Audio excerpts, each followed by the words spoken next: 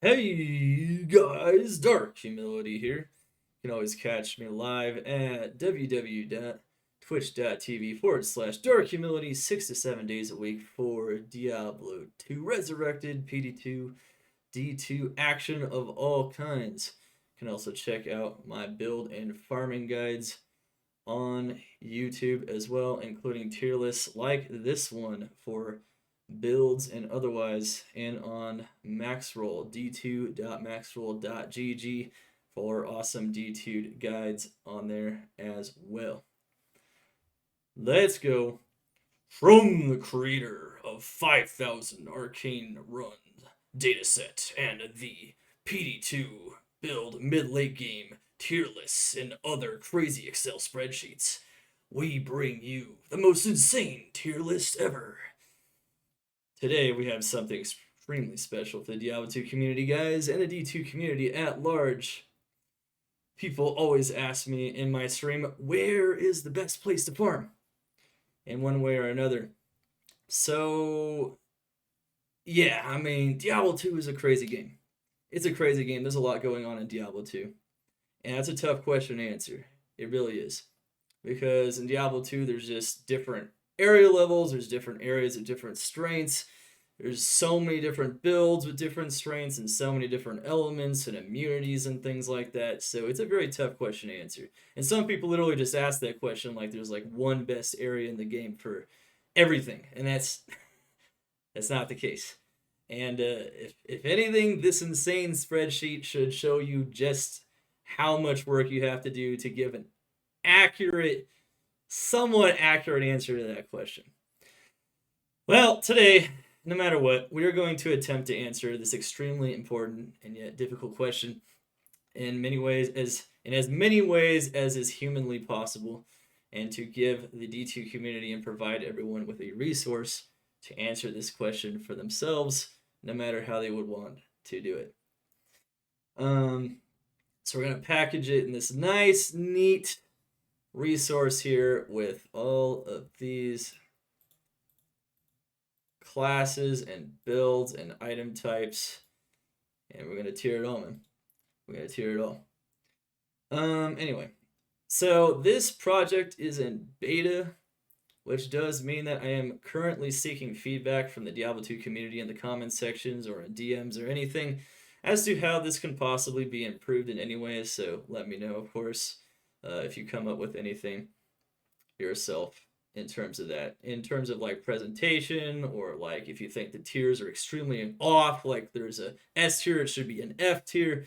If there's maybe you think there should be like an S or an A, like maybe an S tier should be an A tier, I'll talk about how there's things that could be, argued, or there's arguable, changes you can make depending on how you look at it, but also trying to give my perspective as to how I made it, at least as it stands. So hopefully you understand, where I'm coming from, and we can build the best possible resource we possibly can. So yeah, I love to hear these things. You never know. If you played 10,000 hours as a poison Javazon, and I haven't played 10,000 hours as that build, obviously.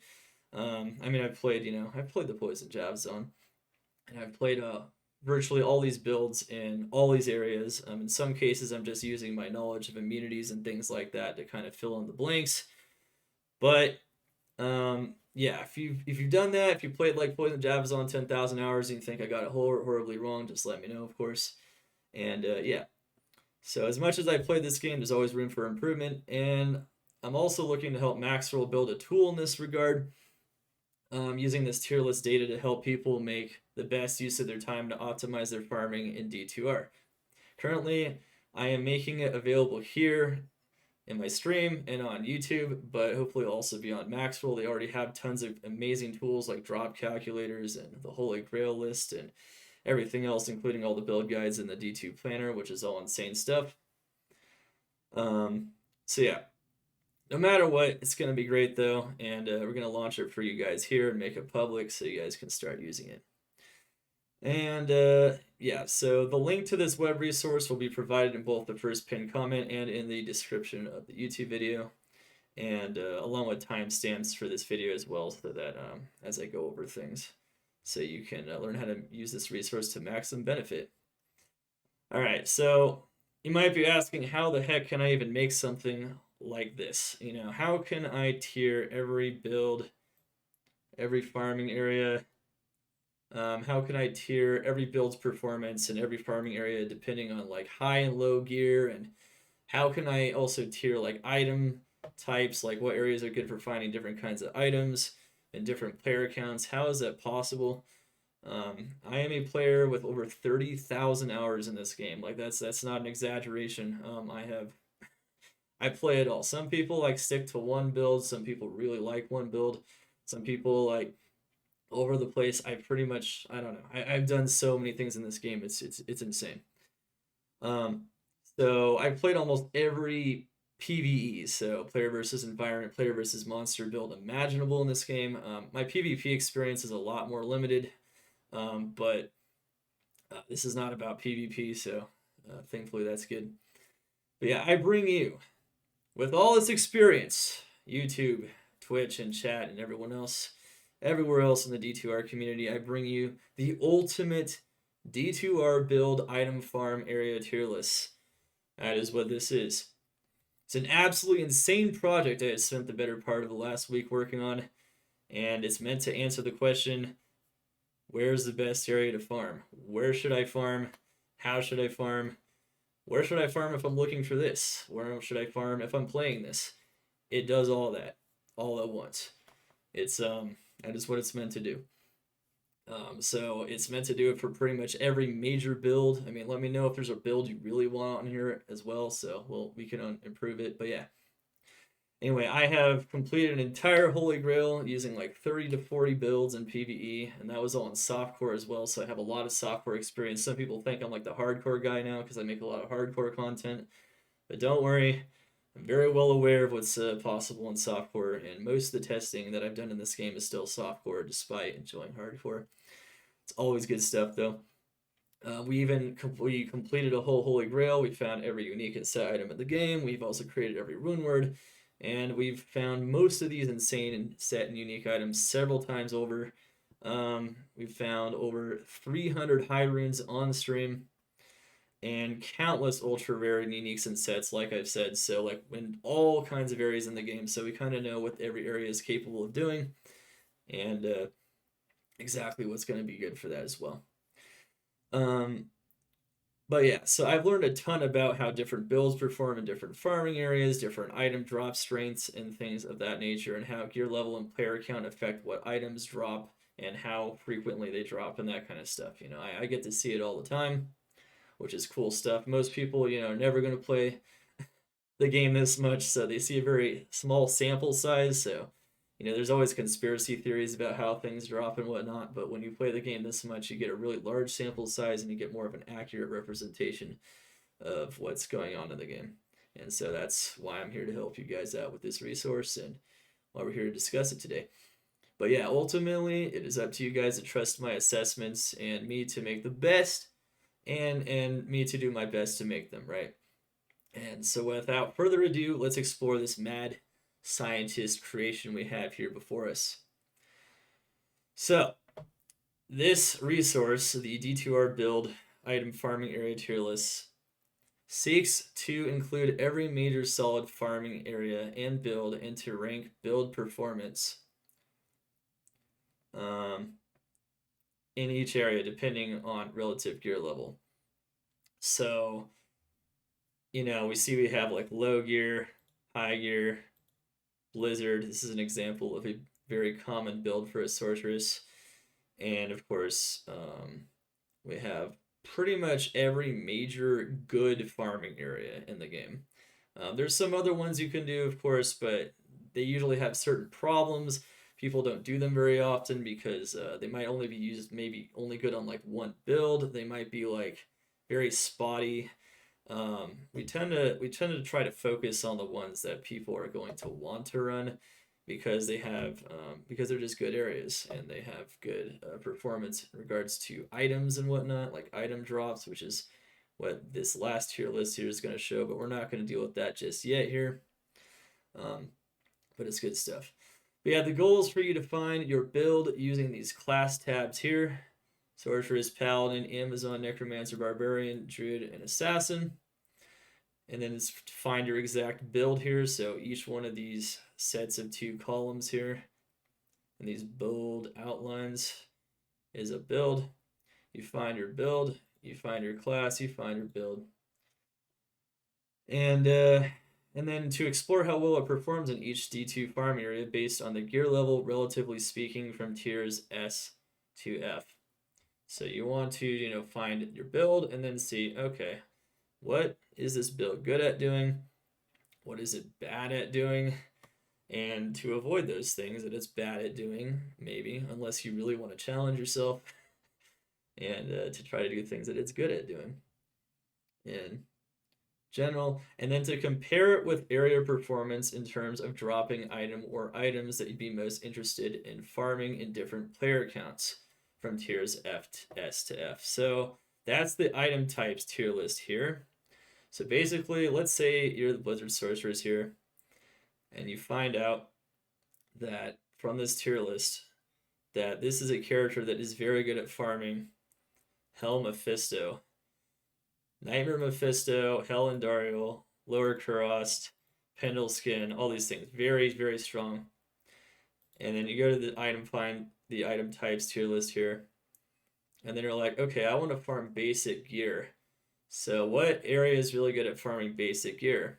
And then you see there's Hell Mephisto here is a very good place to farm basic gear. You go back to the Sorceress here. Also, this build of Sorceress. This build is really good at farming Hell Mephisto.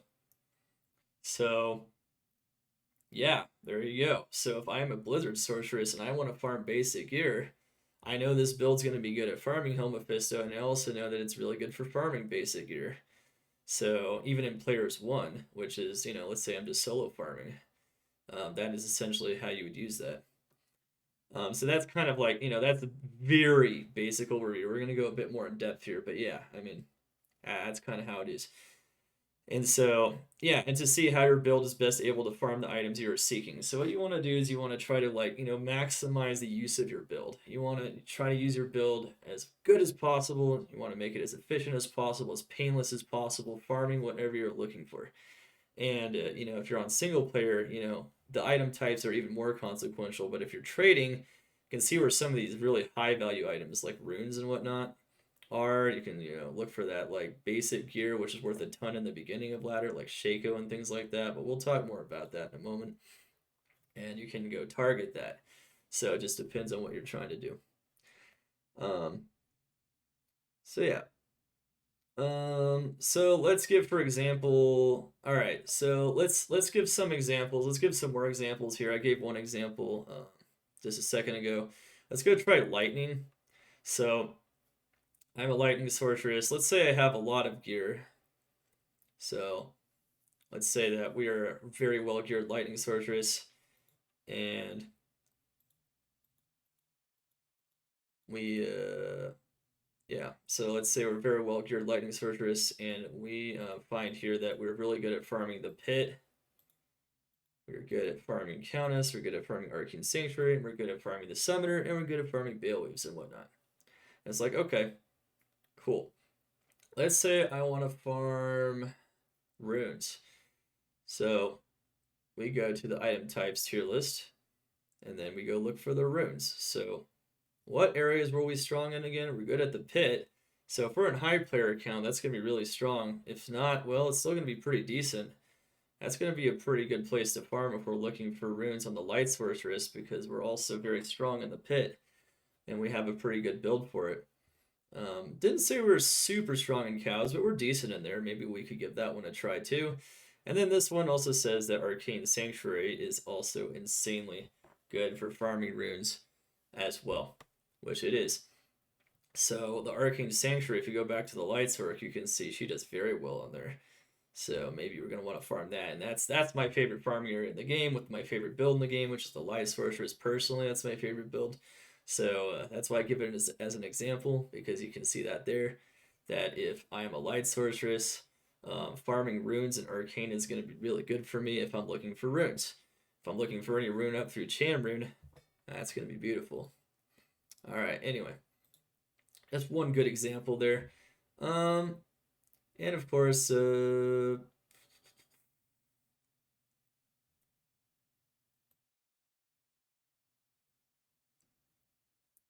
right, so then another example. Let's give another example here real quick.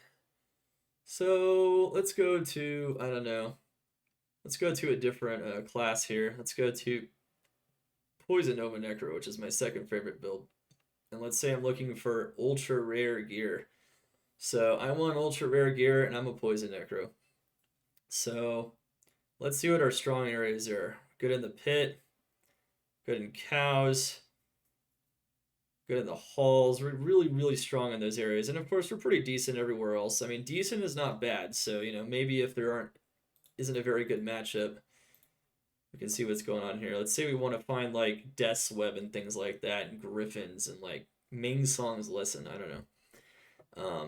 Now you might remember here in the Necromancer it says we're really strong in the pit. One area that's really strong for ultra rare gear is the pit. Seems to be a pretty good fit to me. So I might just want to farm a lot of the pit. But of course, I don't know. I'm pretty strong in Worldstone as well. It says I was A tier as well, pretty here. And Worldstone is also very good in there. All right, so if we have a high level build on a Necromancer, got pretty much all our gear for a full Poison Necromancer, that would be a pretty good idea. If not, it might be a little bit more of a struggle, but seems still doable. All right, and yeah, but now let's say we're strong at Hell Cows. I mean, then we look over here in ultra rare gear, and then we see, oh, Hell Cows isn't very good for that. It's like, damn, that's kind of lame. Well, maybe we don't want to do Hell Cows. Even though our Poison Necro is good at running it, I want the ultra rare gear, so that's not going to be a good spot for me to farm right now. I mean, it's not. Hell Cows can drop some of the ultra rare gear, but it's insanely rare in Hell Cows. So things like Death's Web could drop in there, but pretty rough. Pretty rough. Odds are so bad in there that it might not be a good idea. So anyway, um, this is just another example, of course, of things to look through and whatnot, and how to use this and whatnot. Like you can see halls as well here. Then you go back to item hypes. I can just look at halls and be like, okay, this is decent for ultra rare gear. Maybe if I want to do something a little bit different, I can go run the halls. And maybe if you want to do something a bit different. So yeah, there you go. There's a couple of nice examples, of course, for how to use it effectively. Is you're trying to like find out, kind of where your areas match up that you want to do, and with your build and what you're looking for. So, and of course, to compare the various tiers and areas in terms of like how the area performs with the build or how the build performs in that area and how that area performs in terms of giving out certain kinds of loot. All right. So, well, let's start to get into what do these tiers mean and what do they compare. So let's get in like so. That's a very broad overview. So let's get a little bit deeper. Is it what do they actually mean? So what does it mean when something's like S, A, B, C, D, F, and all that stuff? So if we go look at ancient tunnels and then high gear, what does that mean that this is an S? What does that mean? Okay. So in general, these tiers are meant to compare areas in terms of individual build performance, but they also serve as a decent broad brush means of comparison of between build performance in an area and an overall gauge of build strength in both the early game with low gear and late game with high gear. So what does that mean? That means that if you see an S here and you see a C here, it is partially comparing this build alone, the Frozen Orb Sorceress, let's say, its performance in Ancient Tunnels versus Player Jungle, right? So Player Jungle is going to be a little bit of a struggle no matter what, especially if you don't have a lot of gear. But you can see that, relatively speaking, there's a much better performance with this build in this area versus this area. Mostly because of things like immunes and the area level and things of that nature. But these tiers also do reflect some other things. So it also reflects like the strength of the area in general. So you might notice when you go through these tier lists that ancient tunnels tend to have a lot of better rankings than maybe certain other areas, simply because they're better for more builds. And you can also see that in general, they also tend to perform very well in terms of loot and whatnot. So that's very good stuff. Another thing to note is that it does somewhat also serve as a referendum on like how strong this build is in this area versus other builds in this area. So for instance, we can kind of compare the Frozen Orb Sorceress with low and high gear versus a Fireball Meteor Stork with low and high gear in Ancient Tunnels. And you can see there's a bit of a difference there.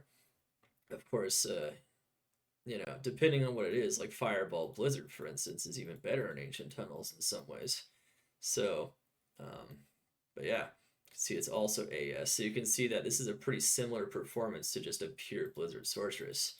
And you can think, all right, well, that makes sense to me. So you can kind of compare between builds a bit.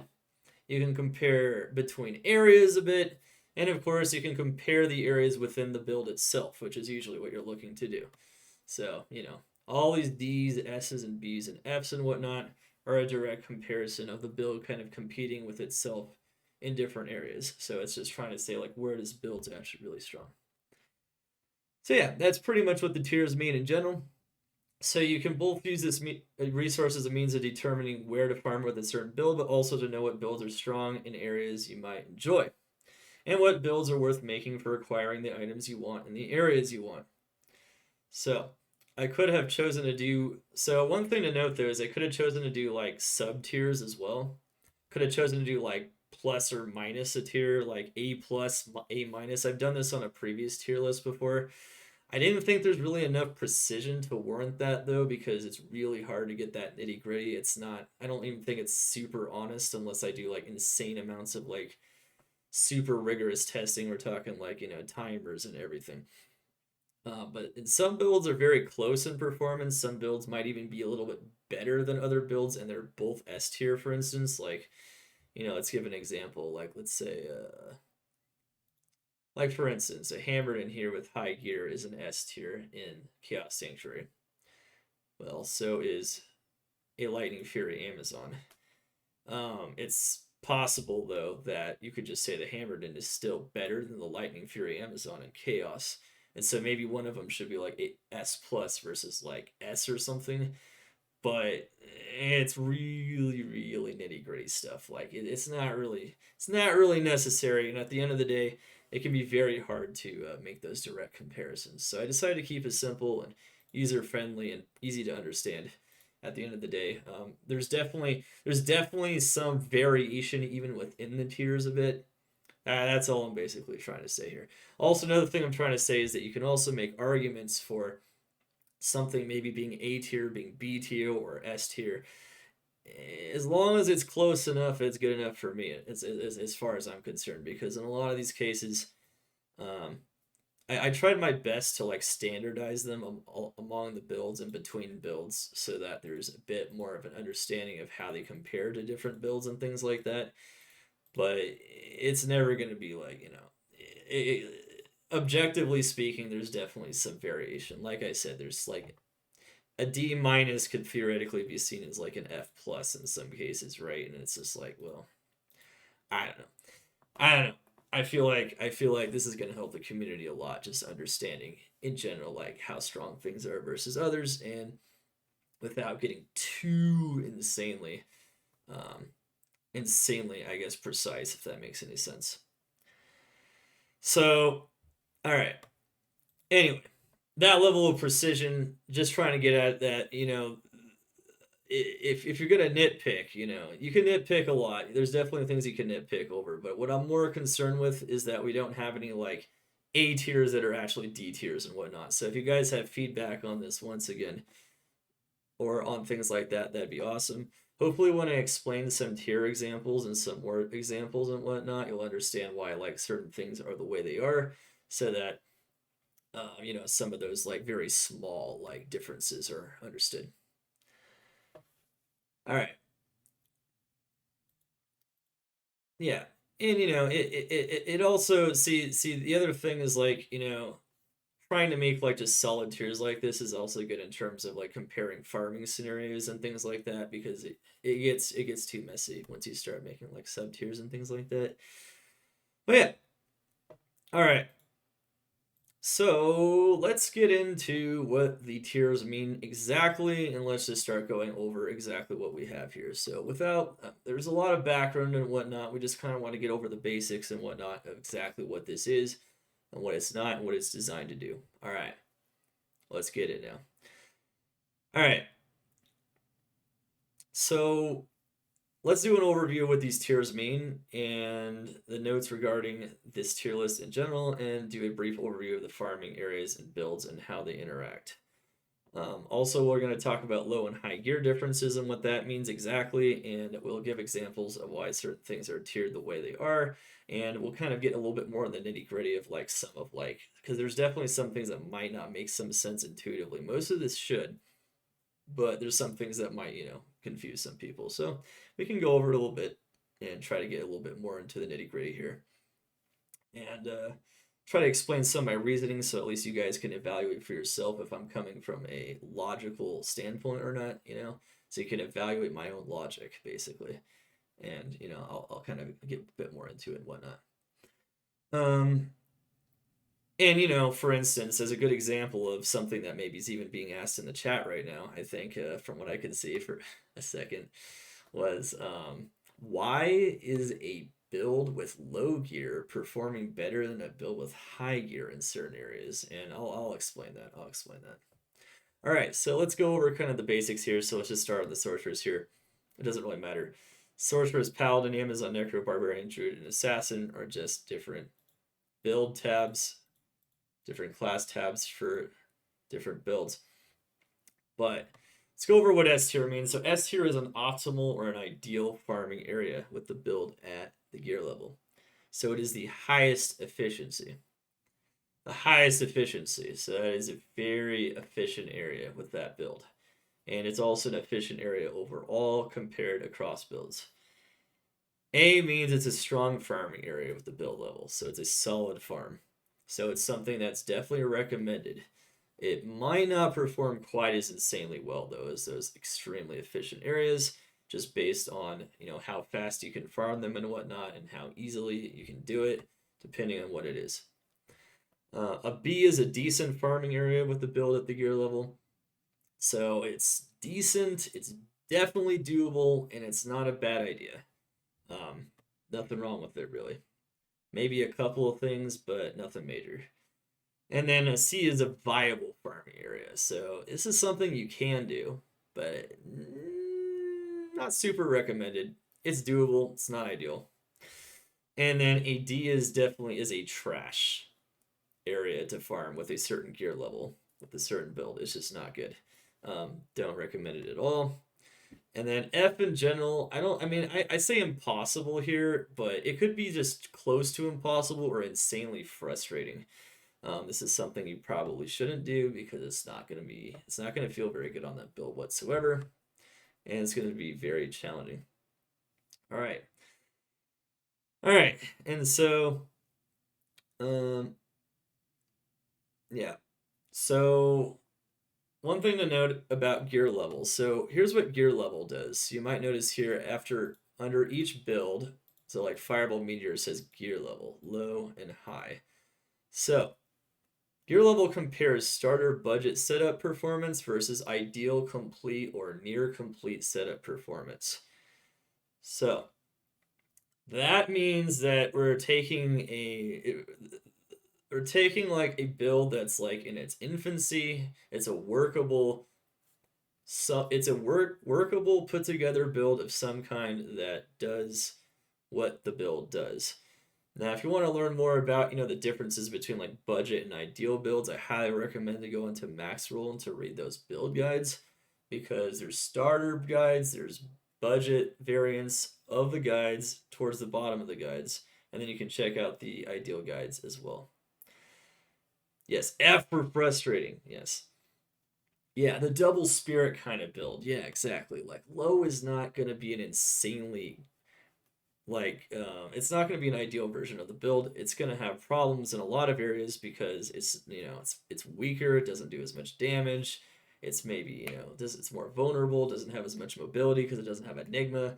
Like low builds aren't going to have enigma and infinity basically, right? They're going to have like those basic rune words. Whereas like high builds are gonna have things like that. They're gonna have like a build that's pretty close to like maxed out, or at least a very solid version of the build. That is what high is. It's like it's it's gonna be solid. It's gonna have the high runes. It's gonna have the power for sure. It's gonna have the power. Um, that's basically what the low and the high comparisons are. One thing to note is that all farming areas are in hell difficulty unless stated otherwise. So all these farming areas here are in hell difficulty unless it says nightmare next to it. There's only nightmare recommendations because when you have lower gear, farming nightmare is usually a better idea. All right, so that's basically it for that. So we're literally just gonna kind of go over.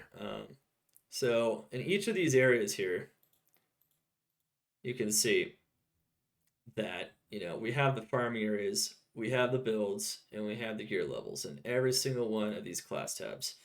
We're not going to go over every single build or anything. We're just going to give examples of different things just so you guys understand how to use it, because that would take forever, to be perfectly frank. But so let's kind of go over like what the farming areas are. So they're organized by act, so you'll know where to find them a little bit easier. And to kind of go over like what these areas are and why they're good areas. Why did we choose them? Why are they here? Okay, so Mausoleum is a maximum level area. It can drop every item in the game.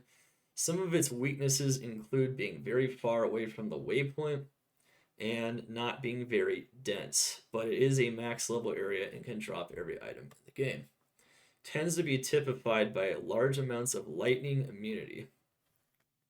Countess.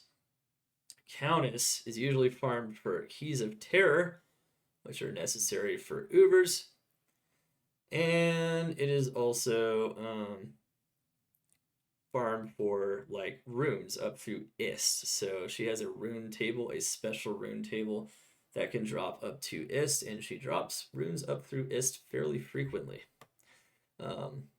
Pretty nice area. And then, of course, there's also some other weird things with the Countess area, such as it being better in Players 1 because she drops less runes once the player count goes up. It's kind of strange. Alright.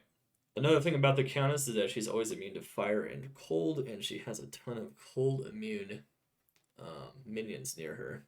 The Pit also has a lot of cold immunity, also a lot of fire immunity, and some lightning immunity.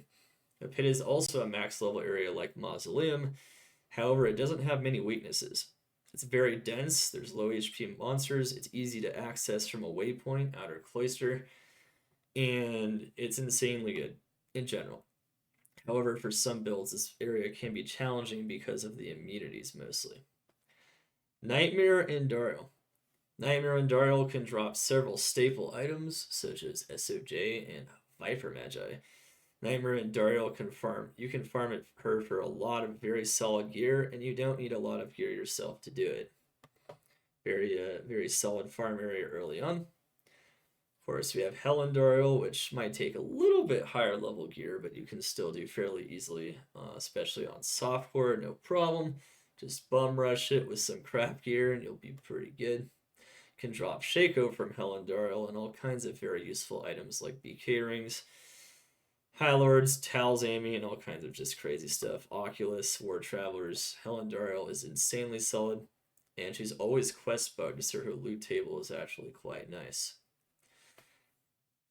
And bosses in general, one thing to note is that bosses also tend to drop lots of loot, and they'd be very good loot tables for like basic gear, including Nightmare and Daryl, same thing.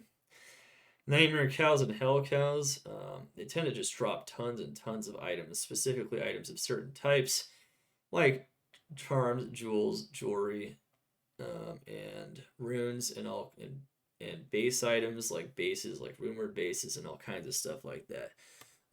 However, the bases that can be dropped by hell cows are usually a lot better for more end game rune words, whereas the nightmare cows can drop some other ones that aren't so much, but they can believe it or not, still drop tons of charms no matter what. Their charms are really good.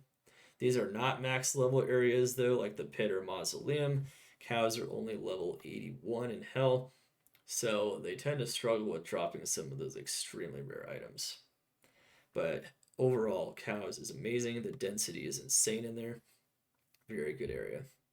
Maggot layer is almost a max level area or a max level area, depending on which level. Level 1 and 2 are 84. Level 84 areas, and level 3 is an 85 area. Basically, in non D2 expert speak, that means that any item can drop in the game in the maggot layer. Maggot layer is very challenging for many builds to farm, however, because it's very cramped and there's very confined spaces.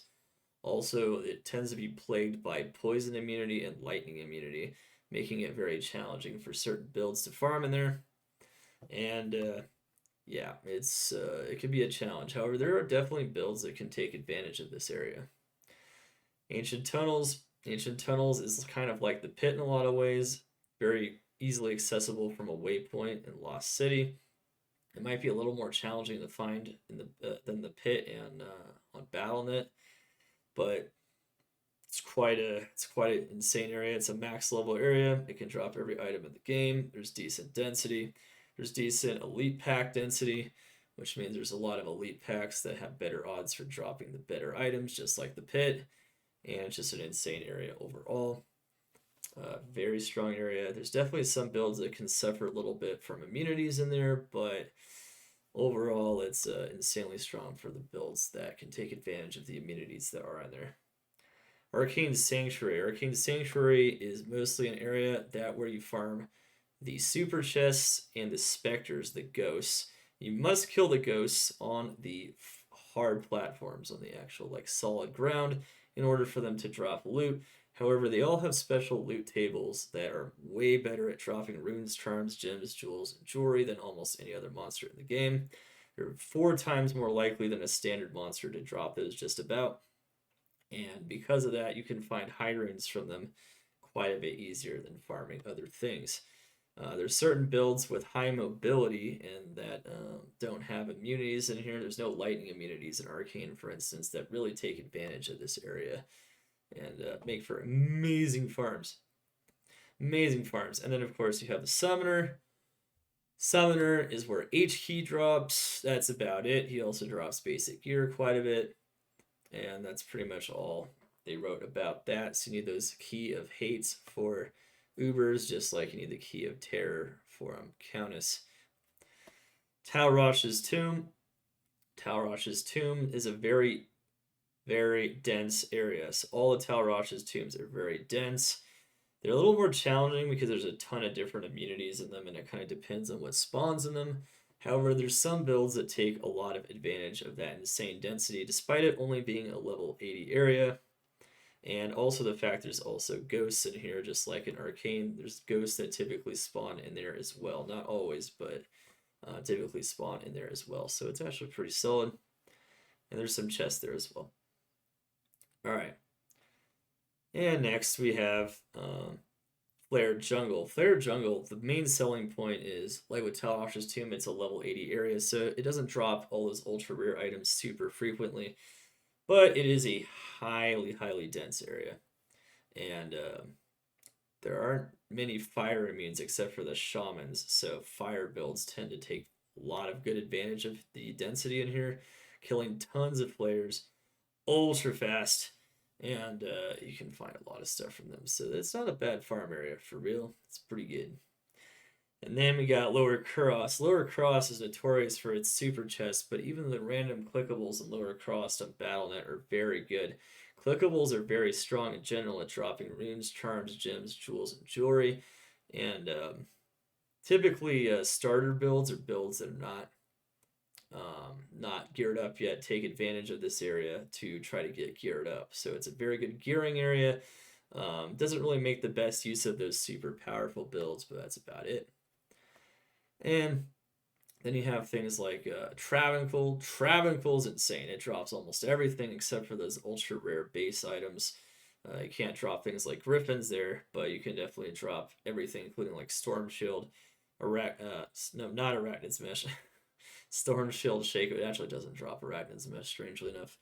And tons of high runes. It can drop high runes very frequently in here. It can drop gold. It can drop jewels. It can drop charms. Tramical is just a really solid farm area. It's very accessible by a waypoint, so it's a very strong area in general. The council members are also level 85 themselves, so they can just drop all kinds of items, including every manner of jewelry. Nightmare Mephisto and Hell Mephisto. Mephisto, period, has the best loot tables for a boss that is easily accessible by a waypoint, and he's not hard to find. You can actually check out my Finding Mephisto guide here on YouTube as well, and you can learn how to find Mephisto reliably using BattleNet map generation. And he is a loot pinata. He will drop 90% of the items in the game, including some of those ultra rare ones, including even Arachnid's Mesh. Yeah, he's just super good. Even in Nightmare, he drops a ton of staple items, including Oculus and Herald of Zakarum. So even in Nightmare, he's a very powerful farm. In Hell, he's just got even more options like Mars and Arachnid's Mesh and all kinds of crazy stuff. Shaco, all that stuff. Just really good at that basic loot. The bosses in general always are. He's also level 87 monster, so you can, as long as he can drop the base of the item, he can drop the item. It's pretty insane stuff. All right, City of the Damned.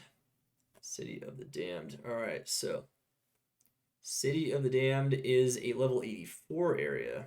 It's not a max level area, but it's close, and it can drop every item in the game from those elite packs.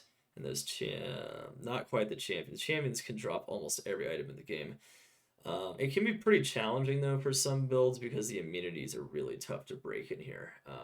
So where there's no immunities or limited immunities, it's either a decent farm or at least a solid farm, but it's not always amazing. River of Flame, kind of the same thing as City of the Damned, but the immunities aren't quite as brutal in here, so it's usually going to be a little bit better in that regard, except River of Flame is a max level area, unlike City of the Damned.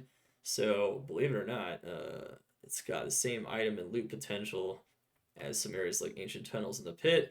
One weakness of River of Flame, though, is that it's more spread out, and there's a lot of area where elites just don't spawn beyond the spawn point. So there's a lot of wasted time you can just traveling. A lot of wasted time you can incur just by traveling through this area. All right, Chaos and Diablo. Chaos Diablo, max level area. It has a boss. It has super uniques that drop 2 items apiece, which are the seal bosses. It's pretty insane for a lot of loot types. It even has Stormcasters, which have the same loot tables as Ghosts. It's got high density. It's an insane area for sure. The only main weakness of this area is that a lot of those super uniques, including Diablo, can't drop every item in the game, and they're actually restricted as to what loot they can drop, which can definitely affect what you can find in there and how frequently you can find it. But besides that, it's just crazy for all kinds of stuff. And yeah, it's insanely well balanced area as well, very well balanced. And let's see, we have Shank and Eldritch. Shank and Eldritch are mostly known for being really nice loot pinatas, literally right next to a waypoint. They each drop 2 items apiece, guaranteed, even in players 1. So even when solo gameplay, and they're very easily accessible. They can't drop every item in the game, but that's okay because between them and their minions, they're very good at dropping all kinds of things, including high runes and other things. In Nightmare, they can't do that, but they can drop a lot of basic gear, and it's very easy to access, and it doesn't require a very strong build.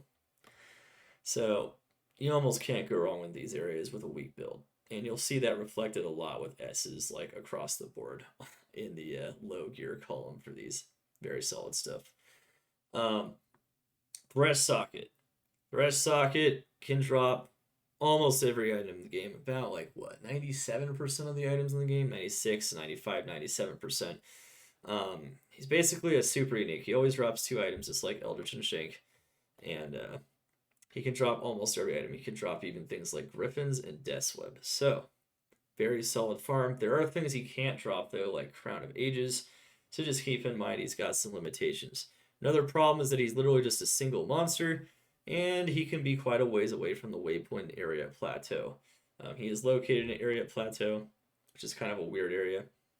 Unlike some of these other areas that are located in areas that are a bit more understandable or easy to get to. And that's basically it.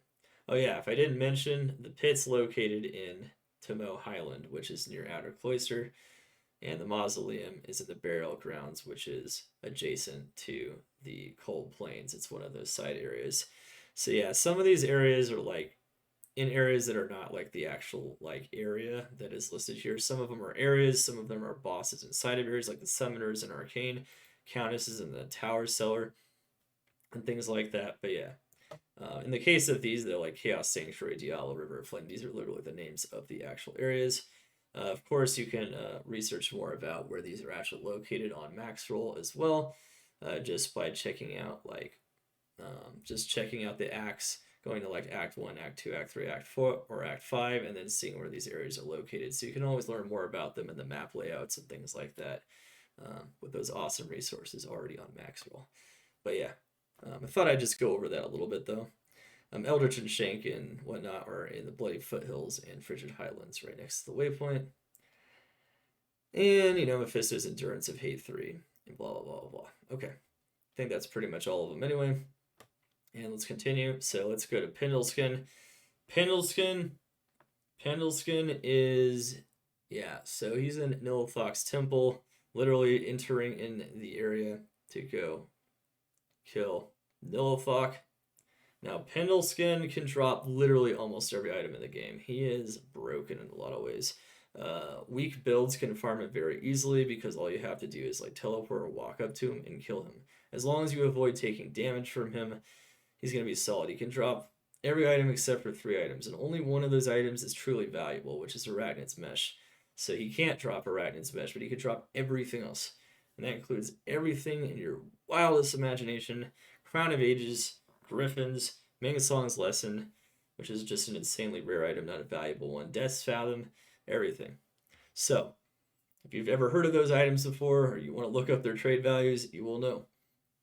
It is a nutty farm, and it doesn't take a lot to farm it. He tends to perform very well in general because of that, and he's very easily accessible from town. At all times, you can go through that red portal now. It doesn't disappear, so you can just get through that red portal every time. There's no way to screw with it by hitting the Halls of Pain warp anymore, and or the waypoint, I should say, and it's good to go. So yeah, pretty insane stuff. Pendleskin is crazy. The only downside is that on Battle.net on D2R, it might be tough to spam farm him because of the game creation limit on the amount of time you have to wait in between games. But that's why you might want to farm some things, you might want to combine some farming areas in your farming route, right? Overall, though, it's a very strong area. Single player, no problem whatsoever. Halls is very underrated. This might be one of the most underrated areas in Diablo 2, period, and in D2R, that's no exception. Halls is crazy. So, like we've been explaining with all these areas, to kind of like explain why these areas are here on my tier list and why they're so important. This is an area where it is a level 83 or 84 area, depending on if it's Vought, Pain, or Anguish. Anguish is only 83, but they can drop nearly every item in the game, or every item in the game, depending on which one. There's a lot of elite packs in there. A lot of builds can kill them very easily. I just found a Griffin's Eye off of an elite as an example in the Halls of Pain, literally just a couple days ago. Didn't plan that before making this video. It's just how it is. Halls is very strong. It's not a joke. There's a lot of builds that can farm it very well. It's very dense. The density is insane, especially if you get like Flayers or like Carvers and some other monster types in there. And you can just like sift through it for like runes and item bases and all kinds of things. So it's pretty underrated. People usually overlook it, but it's very strong. Of course, there's Nilithok himself, which is located in the Halls of Vought, which is the final of the halls. That's probably like, honestly, the Halls of Vought might be the weakest of the halls for overall farming, except when it comes to like clickables. There's like a lot of clickables in there. There's like champions on one of the ends. And as for Nilithok, he drops the Key of Destruction, which is the final, most difficult key to get for the Uber bosses because he's in a dangerous area. He uses corpse explosion. He's a very dangerous monster. Strangely enough, though, Nillifuck himself can drop every item in the game, and the minions around him can also drop tons of items. So you can actually farm him somewhat for items, not just for D keys. People do sleep on this a little bit as well. He is dangerous though, which means a lot of builds, especially without gear, really struggle farming him. So it's a bit of a problem. And even though he can drop every item in the game, they're usually gold piles, so his odds aren't insanely great. Drifter Cavern. Drifter Cavern is a level 84 area. That is a side area in the Glacial Trail. Very, very good farming area. It's a very nice, neat little area. It always has different spawns, but there's a lot of builds that can farm it very nicely as long as they can access it without too much trouble with through like teleporting and traveling to it and whatnot. All right, it's actually very strong. So as an 84 area, if you haven't been following, like an 85 area is a max level area in Diablo 2. 84 is near max level. A near max level area can still drop every item in the game just from an elite pack, like, you know, Dread Spawn the Fowler or something. So, you know, that monster plus his minions could drop every item in the game in an area like that, or in the halls, except for Anguish, where nearly every item can be dropped by the elite packs. So it's pretty cool stuff. Worldstone Throne. This is my favorite max level area to farm in Diablo 2. It's very dangerous though. It's very, very dangerous. So, this one is my favorite area, but it is a max level area. It can drop every item in the game. It's very well balanced, but it's very varied. The spawns are always different. There's every manner of immunity in here, depending on what spawns, which makes it kind of a mixed bag.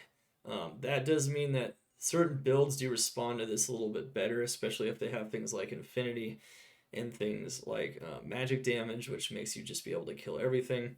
Just depends on what it is, or just varied sources of damage. So like builds that tend to have multiple sources of damage will tend to perform very well in this area. And then there's like Bale Waves. And Bale and Waves are just certain builds that kill Bale and Waves very fast, very quickly, and without a lot of problems. And of course, Bale can drop every item in the game, so can Bale Waves. They're also used a lot for experience. One thing to note is that even though the main focus is where to farm for items, and you know, there's a whole item types tier list here, which kind of reflects that a lot of these areas are also very strong for experience. So experience is a very big focus of like a lot of farming, and max level areas in general are very good for experience. So things like Ancient Tunnels, the Pit, even Travancore is decent for experience up to a point. Chaos, River of Flame, you know, all these areas, Worldstone Throne, Bale Waves, you know, even the 84 areas like Drifter Cavern and Halls and whatnot are pretty good for experience up to a certain point, of course. And of course, you guys can read those max roll guides to know how experience works in case you want to know a bit more about how to farm experience. But in general, if a build is strong in an area with a certain gear level, then it is strong at farming it for either experience or items. Doesn't matter what you're going for, it could be either one. One thing you might also notice is that one thing that is not focused on at all in this tier list is one thing that's notably absent is there's no Ubers. So there's no Ubers at all. So it's this is not about what builds can kill Ubers the best or the fastest. This is about farming areas in the standard game.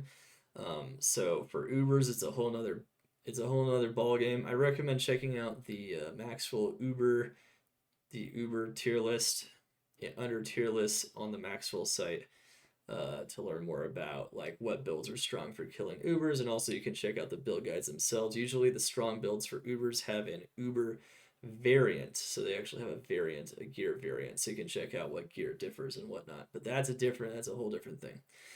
We do cover key farming areas, of course, because that's very important for trade value or for actually getting to the Ubers. But we are not going to be actually like this has nothing to do with the Ubers whatsoever. So yeah, that's a totally different thing. So yeah, that's going to be notably absent for sure. And yeah. it's gonna be good stuff.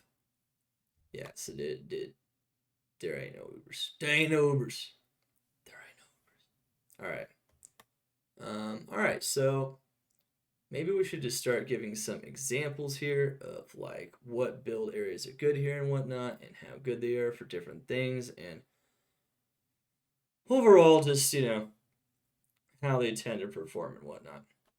Uh, but yeah, so let's see what we can do here. Let's give some examples of like what these tiers and whatnot mean in different builds and whatnot.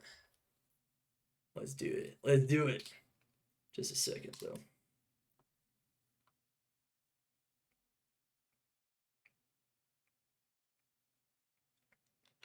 Yeah. Yeah.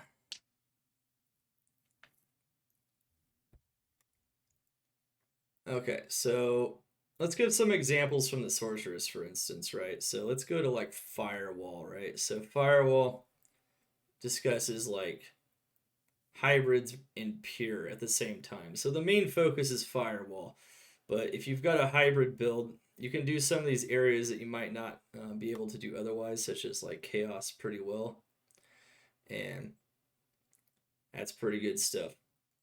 So chaos and Diablo, like if it was just pure firewall, would be a nightmare, for instance. But as you can see, like with low gear level, it wouldn't be that bad though if you combine it with orb, for instance, because you'd have two elements. And so some of these take into like account like multiple things because I didn't want to create like two separate firewall builds, but technically like firewalls usually combine with another element. That's why we're talking about. That's why we're kind of taking into account the hybrid build for it for the most part. And so you can see, there's just different performances at low versus high. Now, one question I know I'm going to get a lot about like how things are tiered on this list and whatnot is why would a low geared build be better than a high gear build in an area that is really easy like Nightmare Cows? And the main reason is this. It's because when you have a lot of gear, you don't want to farm Nightmare Cows. Why do you not want to farm Nightmare Cows? Because you're beyond that area. You are better than that area. You don't need the gear from that area anymore. Um, it's really that simple. I don't want to advise people with high levels of gear with a firewall build to be farming Nightmare Cows because it's not a good idea. So even though you could do it and it's viable, so I still leave it at the viable one, the okay tier, the viable farming area build tier. It's viable to farm Nightmare Cows with a fully geared firewall sork. There's so much better areas you can farm, so relative with that build. So, better off sticking to the bosses or things like Eldritch or, whatever. Any other bosses, anything else. And it's just, or any of the B level areas, it's just better to stick to those areas because those areas will actually drop stuff that you're more likely to want once you have a full build. And so that's what it just comes down to is remember that the tiers are not only comparing between builds, they're comparing within the build. So if I have this level of gear on this character, I'm probably not going to want to touch Nightmare Cows very much or Nightmare Shank anymore because it's just not going to do much for me. Whereas at a low level of gear, it's going to do a lot more. It's going to do a lot more. So you got like two S's there. Sick. It's good to go. No problem. No problem. So yeah, and so we could give some other examples from other classes. Of course, we've spent a lot of time on the sorceress, but so with a paladin without enigma, maggot litter is almost virtually impossible. It's just gonna be a pain in the ass no matter what. You could have a teleport staff and whatever, it's still gonna be super painful. No matter what you do in there, it's just gonna be rough. Your hammers are gonna be hitting the walls. You're gonna be trying to like teleport to get right on top of the monster, and it's gonna be tough. It's basically a challenge. Now, once you have Enigma and whatnot, it's it starts to become a little more doable, but there's still major problems, especially when compared with all the other areas you can farm on the Paladin, right? So all these other areas you can farm, like Chaos, why would you be in Magulary? You know, it's like you could do it. Not really recommended though. It's trash, you know. And then like Ancient Tunnels has magic immunes, so you wouldn't want to touch that usually on a hammered in either, because you're going to be taking way too long to kill them, especially relative to other builds that can actually do the Ancient Tunnels well, and relative to all the other areas that the Paladin is capable of doing well. Of course, with Zealer, you know, you can see it. The Zealer is a different build here, but you can see like the Zealer is really, really strong at Travancore, for instance. So like Travancore is really good on the Zealer, but it's also really good on a Hammered. And you can see that they're about the same power, and they are. You know, all the Zealer, you can charge up to there, and you can just shred them. As long as you got some like very basic gear, you have a decent weapon, you'll be fine on the low end, and on the high end, if you have a really strong weapon, they're gonna die almost instantly. So it's really good stuff. It's really good stuff in general. So yeah, the low end doesn't have to be like super poverty, but in general, it's kind of reflecting that like if you have at least budget, you know, stuff that works versus like stuff that's like close to ideal, you know. And either way, it's going to be a good time. So there's a lot of examples, of course, I can give across the board, and you know, one thing about the smiter, people might be asking, can the pure smiter farm? Yes, it can. So, you know, like, why do I even have this here? You know, isn't this an Uber build? Didn't we just, you know, say over and over that there's no Uber areas and we're not focusing on Uber areas at all? Yes, we did. But um, what this build can do is on a smiter, you could just kill bosses. So you notice that it's really good at killing bosses. You'll notice it rates pretty well on the bosses. So that's a good example there. And you'll notice that also rates in areas where you can just target elite monsters. So you could just kill the elite monsters, which have the best loot tables out of all the other monsters in an area typically. So like, you know, Seed Fang, the seeds or whatever. um, yeah, you get the idea. Anyway, yeah, so you can do these things and they're actually decent, and you can actually farm stuff on a smiter. You can just farm things with smite if you want, and that's all you can do. If you don't want to farm with zeal instead, even though I would much advise zeal if that's what you want to do, you know, you can do it. And then of course this is, you know, one of my favorite paladin builds, which is a Tesladin or a Dream Paladin. And you can see there's not even a single F in sight. You might be like, why is that? There are no builds that are really bad on him, and the answer is no. There's not. You might also notice in some cases, um, you'll notice this as well on the Dream or the Bear Zeal Sorceress, that it's not low high, it's medium high. And that's because builds with dreams don't have a budget build because they require dream rune words, which require jaw runes. So there's like, at the bare minimum, you have the dreams. And then, you know, at the high end, you have Enigma and everything else to go along with it, right? So, um, some things would be a little worse, but you might notice there's a lot of overlap because both of the builds are very solid. Dream Paladins have two insane sources, like really high lightning and physical damage, and they can break immunities very easily too. So they don't have a lot of problems. They tend to have a pretty good time almost anywhere, even compared to other builds. They tend to be very good. So, but you know, good shit. It's good shit. All right. But yeah, you know, I can continue to give some more examples, of course, among different builds and whatnot. You know, we played a lot with the sorcerers and kind of did some examples earlier. If you go into like Freezing Arrow, for instance, on an Amazon, you'll notice that it's really strong on Ancient Tunnels. That's because it is, especially on single player where you can spawn a waypoint right next to the Ancient Tunnels. You could just slaughter everything with the Freezing Arrow. It just takes everything, bits. That area is just taken apart like nothing. It also is insanely good with cows. Any high density area, this build would perform very good in high density areas because Freezing Arrow scales on the number of enemies it passes through. And so it's pretty cool stuff. And then, you know, Javazon, got all kinds of cool stuff. Javazon's one of those very dichotomous builds where low and high gear make a pretty big difference. So you might notice that, like, you know, at a lower gear level where you don't have infinity and stuff, you can do the pit. It's going to be pretty decent. But when you have all your gear, it's going to be insane. And it's going to be insanely good and insanely optimal overall. Whereas with cows, depending on the player kind of course and players one, it doesn't matter. With low level gear, it's going to be just fine because it's designed to take apart density and there's no immunities, so it's good to go. No lightning immunities, and high, of course, it's still going to be insanely strong. There's in some cases you actually get like double S because it's just insanely strong no matter what, at low or high. So it's just going to be insanely strong in that area. And then chaos, there's a pretty big difference between a geared lightning fury Amazon and a not geared one. Like you'll see that there's a ton of lightning resistance in chaos, but once you have conviction orb from infinity and griffin's eye and things like that, it's just gonna shred that place like nothing. And it's kind of similar with world stone as well. So you'll see that there's a lot of good comparisons you can make. You can make the comparisons between low and high on any build, and of course you can evaluate performance on any area. Just go across. You know, it's gotta find it, man. It's gotta find it. So yeah, like fresh socket here. It's like whatever. You can do it on a Javazon, but there's definitely better ways to use your Javazon, right? So, there's even Eldritch might be a better way to use the Javazon because there's more minions surrounding Eldritch, whereas Thresh Socket is a isolated monster,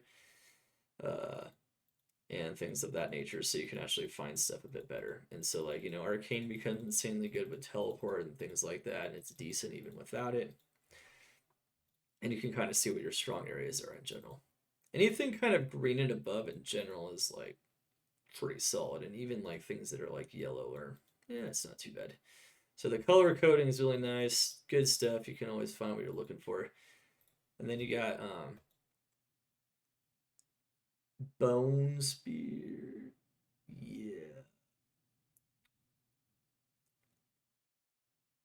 Okay.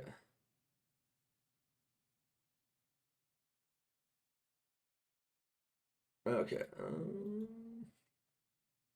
Yeah, so like Summoner, for instance, this is like the Fishymancer build, so it's where you can you can just destroy things with Corpse Explosion and summons at the same time. And so you'll notice that, he doesn't have many weaknesses in the end game either, but he also doesn't have a lot of things that are insanely strong, maybe relative to other builds or even within itself. So, it just depends. Like there's some builds that are incredibly consistent. You can just see different patterns. Just remember, you can always compare across builds, and of course within the gear level, within the build itself, and of course across different farming areas. So there's very good stuff there. Very good stuff in Dome. It's like Barbarian, for instance. We could take a look at the Barbarian. This is a very interesting case. So, like the Berserk Barbarian, he is meant to target like one single targets. He's meant to go for the elites. He's an elite hunter. He kills the elites and he leaves the rest of the monsters alone. So Berserk isn't very good against extremely high HP monsters. So things like bosses are going to be really bad. Density like cows, you're not a density killer. This is just going to be painful for him. And it just reflects kind of what you should avoid and whatnot. And then of course you can see, if anyone knows anything about the Berserk Barb, you'll know that he's also known as the Pit Zerker. He lives in the pit once he gets Enigma. He's a beast. Just pops those elites and pops them for additional items with item find. You can clear chaos very fast just by popping those super uniques and isolating them with Howl, etc. etc. And yeah, I mean, one thing to note is that like different builds have different strengths, right? And so different builds are meant to be played in different ways. And the play style of the build definitely reflects on the rankings of the areas that it should be farming or the areas that it can farm. It definitely reflects its area rankings 110%. So if a Berserk Barbarian is meant to target elites, it reflects like what areas are going to be good for that, including areas like max level areas are going to tend to be very good because usually you're using them to hunt those super ultra rare items. So it just depends. It depends. The play style of the build is definitely very important. Definitely very important. And also, some builds focus more on magic finds, some builds focus more on density, but all that is kind of reflected in the tier information here. So all that is like knowledge I have up in here, and I'm just like putting it down onto the page.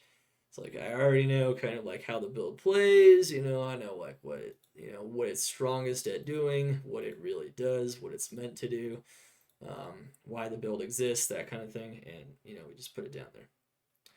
So yeah, and you'll notice that yeah, Nilly's really good. You can farm him for keys very easily. You can isolate him very easily with this build. So yeah, Berserk Barbarian's very strong, and he has a lot of really good case scenarios. You might notice that some builds have a lot more S tiers than others, and some builds have virtually none.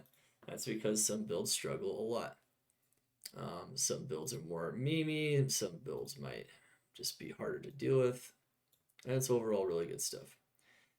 So like Dream Bear Sorceress, it's very strong in a lot of scenarios. It's not super weak in any scenario really, but is it really optimal in any scenario? Not really. And so, um, yeah. See, some optimal is a strong word. Optimal is a strong word. Got to be careful. But yeah. Anyway, we can give some more examples from like Druid. So Druid actually has more builds than some other builds because there's or some other classes, I should say, because Druid's got a lot of stuff going on. There's just a lot of stuff going on. And yeah, you'll notice that there's the physical immune ghosts in the Arcane Sanctuary versus a Wind Druid that primarily does cold and physical damage to ghosts that are highly cold resistant and physical immune. That's gonna be a bit painful. So like, there's a lot of examples I can give here. There's a lot of good examples. But in general, like once again, I want to emphasize that the reason why a low build, I would say, is a better idea, it's more optimal or ideal to farm Nightmare Shank versus a high level builds because you don't want to farm that area anymore. It's a waste of the high build's power. It's a waste of the well geared build's power to do that. So that's why that's the case.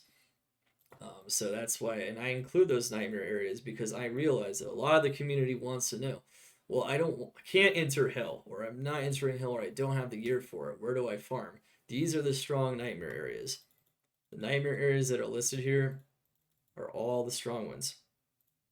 These are the ones that are most likely to give you return in nightmare, and so it's good to know how to do those and whatnot. But yeah, it's good stuff. And then you can see like rabies is pretty much like designed for cows, and it's good at like select areas. And then rabies tends to struggle when there's not high density and other things, right? So rabies is pretty bad almost everywhere else. So like you can play the build, but at least you'll know where it's good, right? You'll know what you can do with it, right? And so if you want to try out some weird stuff, you can definitely try some of these things. Let me know what you guys think. Of course, when you try out these builds, let me know what you find in these areas, and you can always explore more.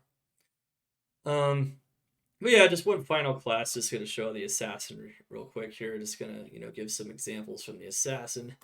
So the assassin, insanely good in the pit even early on. It's got multiple sources of damage, so it can deal with the immunities even without tons of gear. But once you get geared up, it's gonna be really solid. And yeah, and of course, Lightning Sentry Assassin is, in my opinion, like the strongest Nilithok farmer in the game because you can use Cloak of Shadows and just absolutely eviscerate everything with Death Sentry. So you don't have to worry about Nilithok's Corpse Explosion too much as well because of that as well. So yeah, I mean, it's really good stuff indeed. Really good stuff. And of course, you can pair all kinds of things. Remember that, I talked about immunities in certain areas and I talked about certain qualities in certain areas. Like Nightmare Shank would be good for most builds. But as you probably remember from the cold, it's a really bad idea. It's because they're all cold immune. So immunities definitely factor into it. The ease of getting to it with different levels of builds, the density, how the build plays, what the build is meant to do. That all factors into it.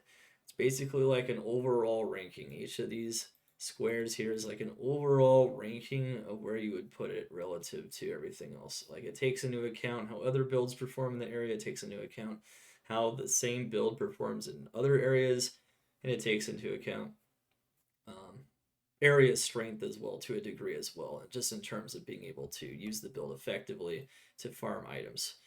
And so yeah, it takes all that into account, and of course it takes into account within gear levels, which is all nice stuff. So yeah, you guys can just have fun checking out all that awesome stuff indeed. Now, pretty much went over pretty much all the classes, all the important information as to what the tiers are conveying about build the build farming area tiers in general. Now, this is the second part of how to use this insanely crazy resource is the item type farming area tiers. Some might say this is the most important thing of all because without this, you might know what your build is strong at farming, but you might think, well, why would I farm this area over this area? What does it matter? There's a whole bunch of A's and a whole bunch of S's and a whole bunch of B's. I'm thinking, well, I could farm any of this stuff, but I want to know what to find. And I don't know where to find it. So this is where I went and I evaluated based on player count, how each area performs in terms of what kinds of items that is good at dropping. And every area has differences in this regard. It's because of monster type, it could be because of density, it could be because of monster level and limitations on the monster itself. It can be because it could drop every item of that type. There's a lot of things that that are variable in Diablo 2. There's just a lot of different information in Diablo 2 regarding like monster level and area level and how the monster's loot table looks and how every monster is like different loot tables and there's like different loot tables throughout all kinds of different monsters. So yeah, that stuff all matters in each of these areas that we kind of went over before. So yeah, it's solid stuff. It's solid stuff. There's a little bit of differences though. There's a little bit of differences here. So this is the D2 item type farming area tier keys. So an S is an optimal or ideal farming area for an item type at a player count. So it's highest efficiency. A is a strong farming area for an item type at a player count. Once again, decent farming area for item type at player count. Okay farming area for item type at player count. Not ideal. So, you could find them there fairly, frequently, but it's not going to be great. And it's not good at all because the item drops rarely in there or it's difficult to get there. And then F, literally F strictly means on this tier list for the item types that you cannot find the item there. It is not possible. I try to be very strict about Fs on this one. Like Fs on the build, on the builds could mean kind of impossible, but not really, just really insanely hard. But in general, that's what that means there. So it's pretty crazy stuff. Anyway, so and anyone could use any of this information, by the way. Battle.net, single player, it's all portable and everything. It's all portable on everything in that regard. So yeah, you can use it all. You can use it all. It's no problem. Okay. So this is interesting to note though. So there's very important notes here I put here about finding items in Diablo 2 because tiering item types is difficult, but this kind of explains something. So player count refers to the number of players in a game or the / players setting in single player. 1 to 2 players or solo, so it counts as solo no matter what. 1 player is solo. 3 to 6 players or 7 to 8 players or / players 7, 8, 3, 6, and 1, 2. So these backslashes are in single player. You can set your own player count in single player. Player count increases drop chance of an item, any, from regular monsters, minions, and act bosses. So player count, that is what it influences. It increases the drop chance of any item, just any item at all. As long as the item is in its loot table, it increases the chance that it will drop an item versus not dropping an item. At players 1, players 3, players 5, and players 7, respectively. So on odd player counts, there's an increase in those odds that they will drop an item from those types of monsters. from super uniques like Pendleskin or from elite monsters, they always drop one or two items. Um, they always drop their one or two items. Bosses aren't guaranteed to drop items from their item slots, which are up to six, but they're more likely in higher player count. So that's why act bosses are influenced by player count. Any of those elite monsters, though, any of those super unique monsters like Pendle, they will always drop the same amount of items every time, no matter what. Um, so it's pretty good stuff. All right. And then we have a very short magic find explanation here where it just says it increases the likelihood of unique, set, rare, and magic rolls and items. That is literally all magic find does. Magic find will improve the likelihood, especially of finding these kinds of items right here. The ultra rare gear and the basic valuable gear, all those unique and set rolls, rares, and everything else are all going to be heavily influenced by magic finds. So it's not just a matter of the area, even though the area matters a lot, which is why we have this tier list. It's also a matter of magic find. Okay. And then one thing that is really important to note here, really important, is that many areas have restrictions limiting the exact items that can drop there. What does that mean? In English, that is the most English way I can put it in Diablo 2, but in Diablo 2, there are area levels, there are monster levels, there are things like treasure class that determine what exactly can drop in each area. Even if an area might be strong at dropping a particular item, like in the case of the Countess dropping runes in one or two players, she's only actually good at dropping up to Ist. This is because her rune table is limited in terms of the runes dropping, but she drops those runes very frequently, which makes her a good farm for mid or high runes, specifically mid runes in this case. Um, so there is definitely some nuance here that isn't exactly captured. The pit is a max level area, so it can drop every item. We kind of went over the areas and why they were here to begin with when we went over the builds and the build area tiers and whatnot. But yeah,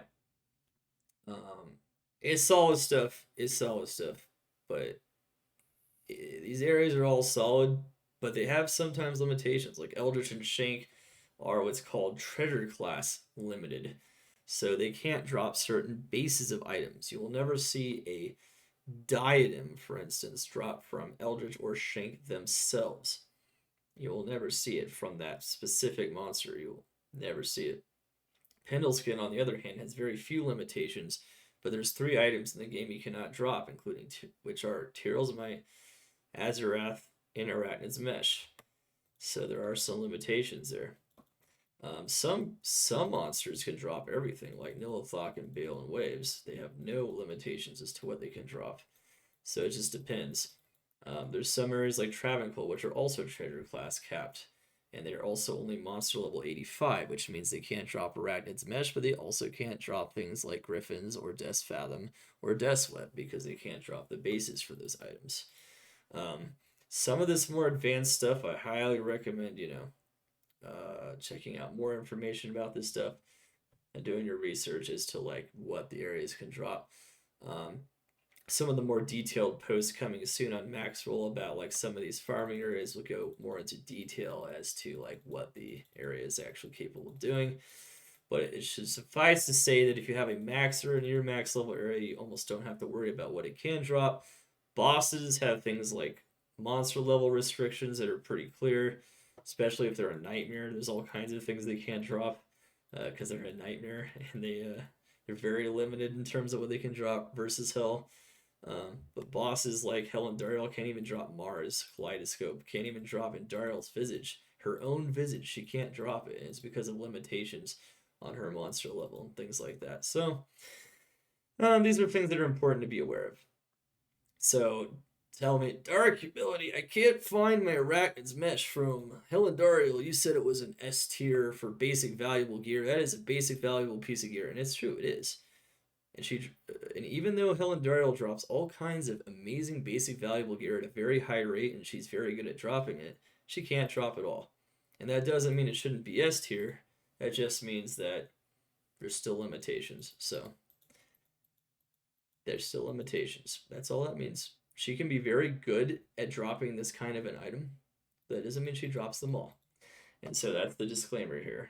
It's just to let people know I'm perfectly aware. Cannot get every item from every single person, so every single monster. Even if it's good at dropping these kinds of items, there are limitations that are intense. Alright, so all farming areas are in hell difficulty unless stated otherwise, just like in the previous one. And there you go. We already kind of went over in the previous ones why the farming areas exist and why they're strong and kind of what they're good at in general. But now we can kind of get into a bit more what's going on here. So we talked about player count a bit. Player count will influence certain items from certain areas because when there's areas with large amounts of monster density and things of that nature, being able to clear those monsters very quickly will yield more items, and certain types of items benefit from those increased player counts. So in players on single player, you can set your own player count, which makes this even easier to use. But on BattleNet, you can just simply enter games with other players, like in public games, and farm on your own, or you can farm with other people, such as friends. I know those are friends. Who has those, right? Well, if you do have friends, you can, you can farm with them, get those player counts up, and it might actually improve your odds of getting those kinds of items. It will improve the odds and the ease of getting certain kinds of items, which will all be good stuff. So, unlike the build types, which are a bit more self-explanatory, let's kind of go over, so instead of farming areas, which we already went over what those are, let's go over like what these items are. So basic valuable gear, it's a very large category of items, but basically it's everything like Shaco, Oculus, um, Skin of the Viper Magi, Scolder's Ire, you get the idea. These are items that are going to be basic and valuable, very strong, especially in the early ladder. This is stuff that people are looking for, like Stone of Jordan. That's another example, possibly, except that's a piece of jewelry, which has its own category. And everything else. So it's just a lot of like basic stuff. It's very basic, valuable. Set items would be like Talrash's amulet, perhaps Talrash's belt. It could be anything, even just Talrash's mask.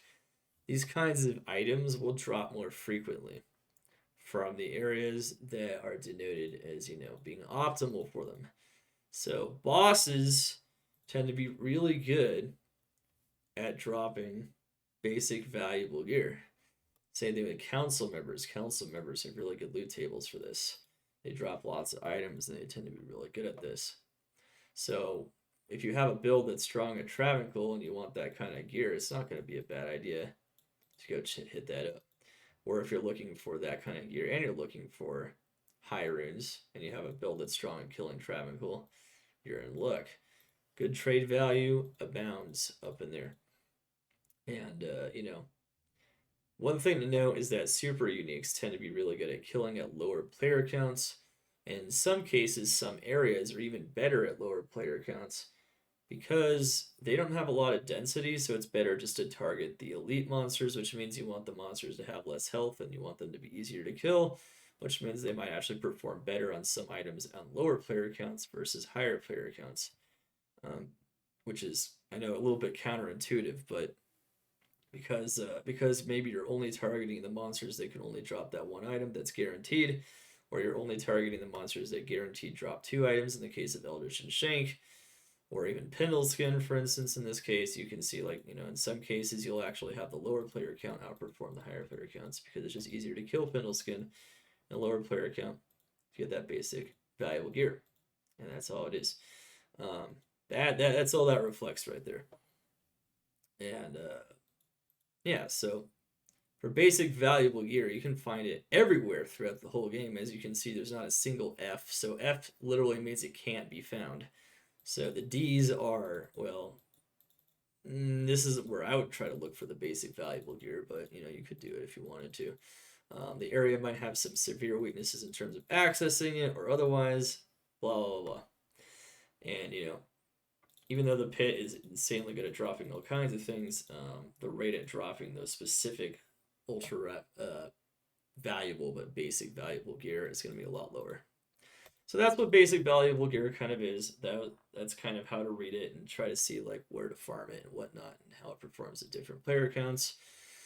And ultra rare gear. So let's explain what ultra rare gear is. Ultra rare gear means actually like super rare items in the game. So like unique inside items, we're talking things like Griswold's weapon, very rare item. Griswold's shield, very rare item. Death's Web, if we're talking uniques, it's like one of the rarest unique items in the game, but it's also very high treasure class, which means that there's a lot of areas that can't drop it. Things like, Death's Fathom, Griffin's Eye, really crazy stuff, Crown of Ages. That kind of stuff is a lot tougher to find from a lot of places. So ultra rare gear, that's what that means. And when it comes to ultra rare gear, this also means grail gear. That's another good word for it, grail gear. Grail gear is a great way to categorize this. So, like, if you've ever seen streamers do a holy grail, this is like these are the places that are optimal for this kind of gear are the places you always see those grailers in, and it's no surprise that where do you always find those grailers? Ancient tunnels, yes.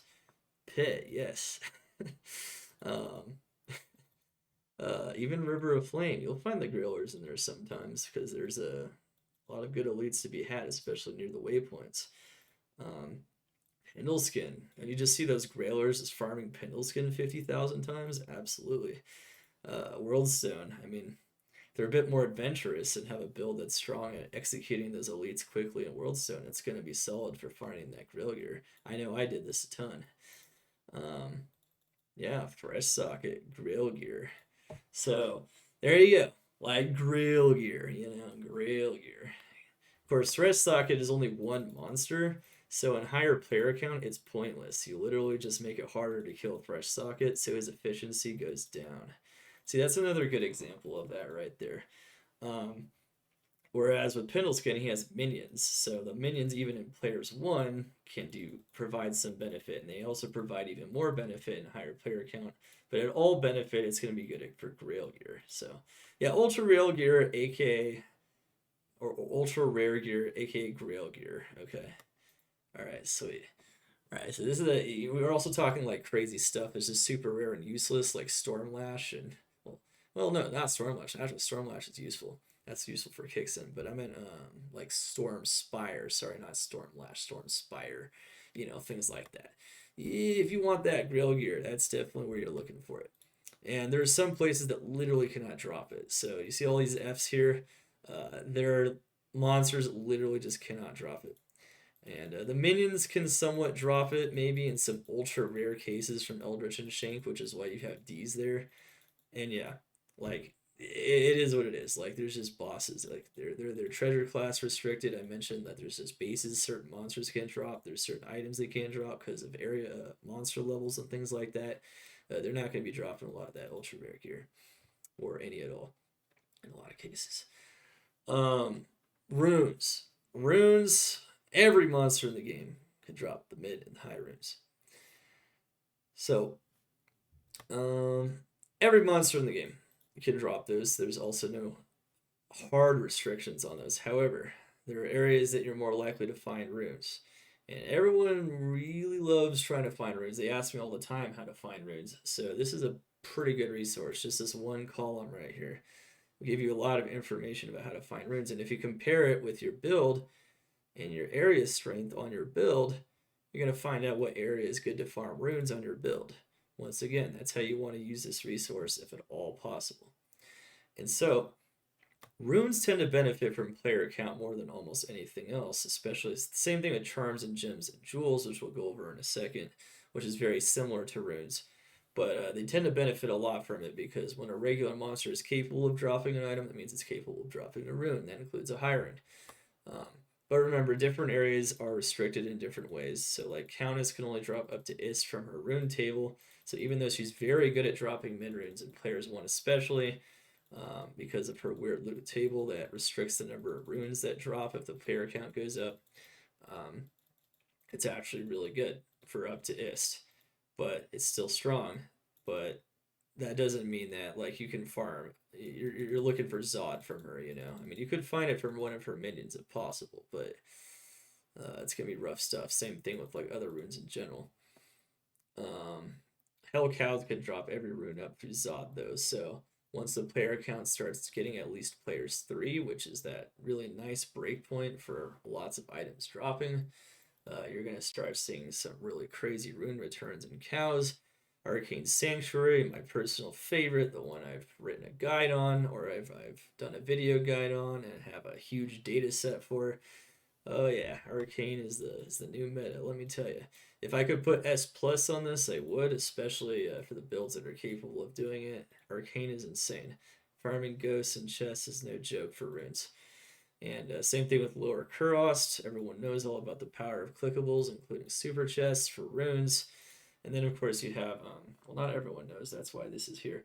And then, of course, Travancore council members are also incredible at dropping these runes and whatnot. And of course, Chaos, because of all those Stormcasters, all those super uniques and their minions, lots of good loot tables there for runes. So, yeah, it's really good stuff. And of course the pit's one of those areas that's really spread out, and because it doesn't have super optimal monster types, the player count matters even more, but the density is really high, and some of the monsters are somewhat optimal.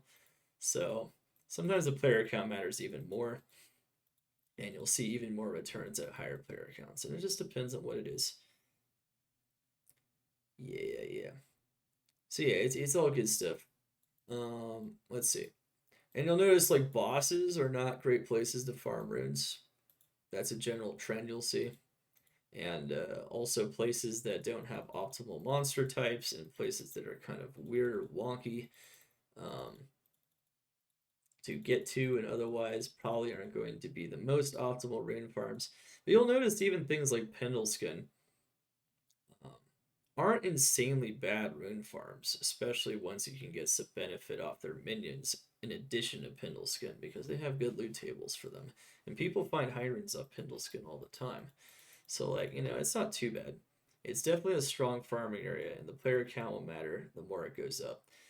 Super uniques themselves are actually, even in Players 1, are an okay farming area for runes. So if you're stuck in solo land, you'll notice that your options are limited for runes because in solo land, runes don't drop as nearly as often as in higher player count.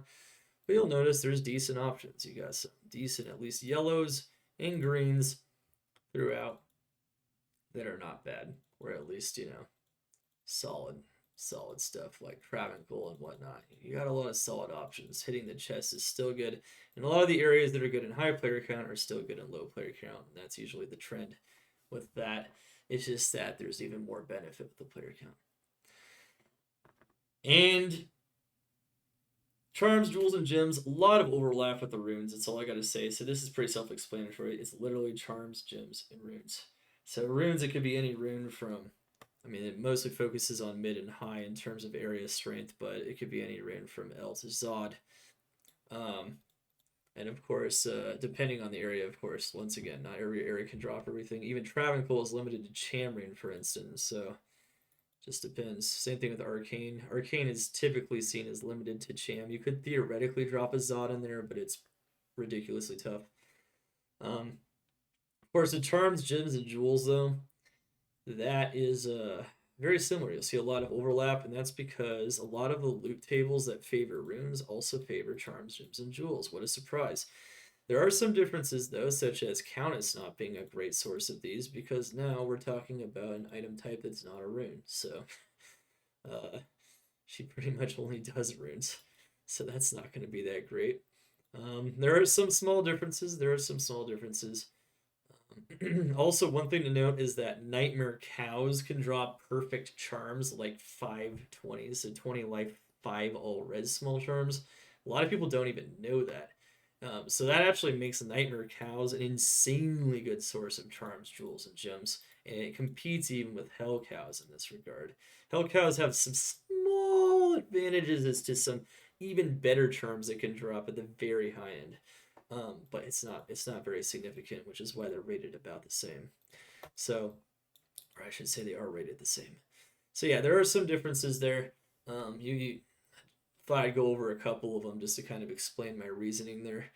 Um, there's definitely some things that matter. Whereas with Nightmare Cows on runes, you're limited to Istrin pretty much. So it's not going to be quite as insane in most cases, especially relative to the other areas, especially when Countess exists as well.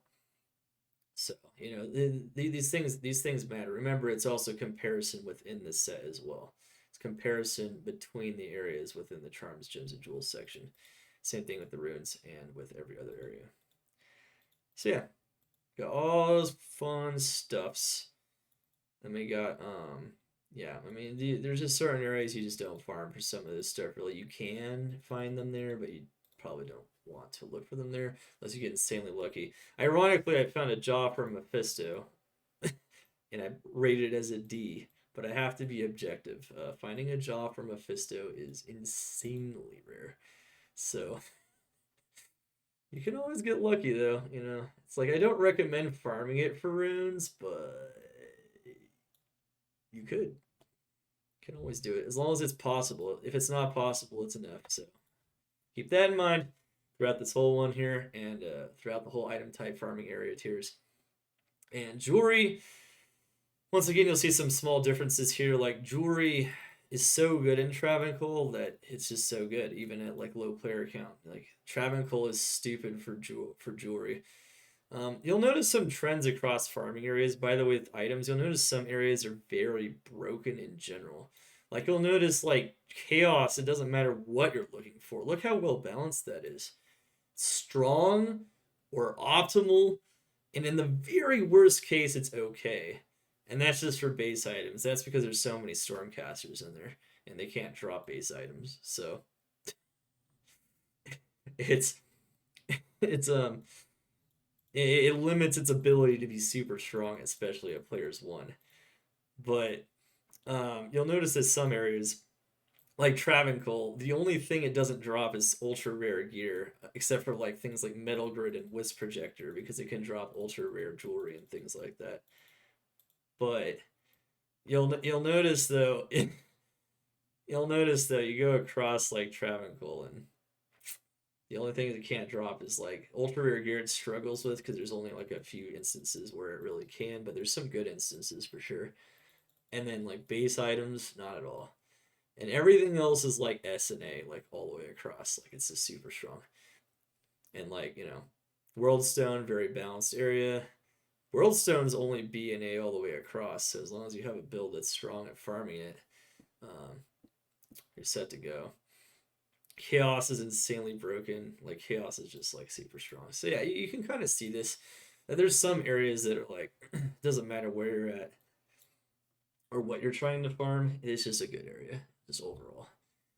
And you can kind of compare the areas in all kinds of metrics. You can see that like ultra rare gear mausoleums, it's not bad. It still suffers from the fact that it's not as close or as accessible as other the max level areas.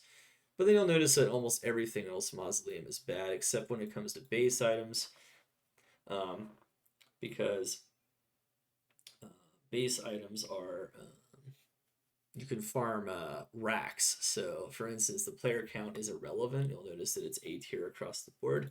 Why? Because there's racks in it, and you can farm the racks, the weapon racks, and the armor racks. There's a lot of them in the Mausoleum, and there's a lot of them in Lower Kurast, and you can farm them for very good bases.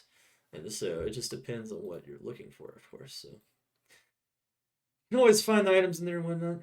And yeah, so yeah, jewelry is a little different because Trav actually specializes in jewelry, even though it's insane for runes and charms and things like that. Jewelry is insane in there. And then, yeah, I mean, there's just certain specialties and whatnot, and you can kind of see a bit of the differences. You'll notice that, like, it's all about player count for some of these items, because some of these items are kind of like men here otherwise, until you get the player count up, and then it's decent, or it's strong enough. Especially considering maybe there's like super uniques and things like that in there. There's a lot of minions. So yeah, basically trying to give you guys like some insight into my thinking in a lot of ways here.